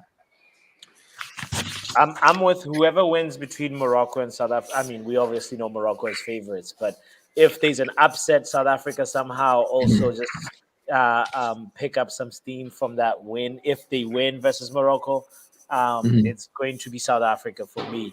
That's. I'm not saying it with no bias. It's just one of those things where I just have a feeling. It's just yeah. It's just my inclination. What do you think, Rich? I think Ivory Coast have got a fugazi the way through this tournament, You say fugazi the way. Yeah. It's such an unpredictable tournament. It's been ridiculous. Some of the results, As Drizzy says, the tough side of the Afcon is wide open. It is. This tournament has been wide open from the very beginning, since the group stages. We've been seeing a lot of shocks, and I've kept on saying it over the course of the stream, but don't overlook Angola's chances against Nigeria. Yes. Nigeria have defended well in this tournament. They have a lot of attacking threat, but it has not been firing just yet. So we will have to see. Hey, Rich, pick up yourself. Hey, shout, eagle-eyed football, man. So I thought I heard some sort of mad feedback. Yeah, big up everyone. Eagle Eye Football will be back with more Palace content tomorrow. So I'm at the game because at home to Sheffield United, so fan camps will be out probably on the Wednesday. And then obviously back here with Pros Only Sports as well. Eagle Eye Extra for I've got hiccups. The remaining games in Afcon, So Friday's the next one, I'll be there Friday. I won't be there tomorrow. I got mad hiccups. Yeah, well, go get another. Go refill one more time, bro. At least I'm refilling on the drink. I don't know what you're refilling on. Latest. Oh. Peace, Rich. Hey, I'm seeing a Sedi getting the Man of the Match award here for Côte d'Ivoire. But yeah, congratulations to them. God, I really gave Ivory Coast the chance. Senegal have not been good since they went 1-0, and there you go. They weren't good. Yeah, it's really unpredictable. Who do you agree with the Seri getting man of the match? I'm not sure about that, to be honest. Because Seri got a yellow card, right? Yeah. Let me see. I think Seri got a yellow card. Yeah. He got booked. I don't know who I'd choose as the man of the match, to be honest. I feel like it could be from either team because an open play, Pepe came in had a really good impact when he came. Yes. Yeah. Obviously, Seri was at the heart of that midfield three. He played the entirety of the game, and you could argue that a lot of their creative juices flowed through him. Yeah. But from the Senegalese side, Ismaili Jacobs also was not a bad shout as well. I think he had a positive game. It's very difficult because it was a draw and open play. So and Nicolas Pepe came in as a sub. So it's all honorable mentions, and it's a toss up for who is man of the match. Yeah. All right, then. Well, I'm going to sign off here. Just to remind everybody, shout out to Roland. He's going to be on a travel, so he won't be here for tomorrow's games, but you can find me here 5 o'clock UK time, 8 o'clock UK time. We're starting off with Mali versus Burkina Faso, and then Morocco versus South Africa in the later game. And then we'll have a few days break back on Friday for Nigeria versus Angola, DR Congo versus Guinea. We'll have Cape Verde versus the winner of Morocco versus South Africa. And then, of course, the one group that we haven't worked out, Cote d'Ivoire versus the winners of Mali versus Burkina Faso in the quarterfinals. So, ladies and gentlemen, one wish that I have for all of you, if you haven't done so already, make sure you're hitting the like button and subscribe if you're new to Pros Only Sports, to Eagle Eyed Extra, and to Football Power Hour. Shout out to our guy Bots. And CM22 ENT, look at you being humble and like me. Guys, this man, that's my broski. You guys gotta give him some love as well on his channel too. Quality content over there. Big up. It was so fun. Yes, sir. I'm watching this game with you, bro. So until next time, guys. Peace. Peace.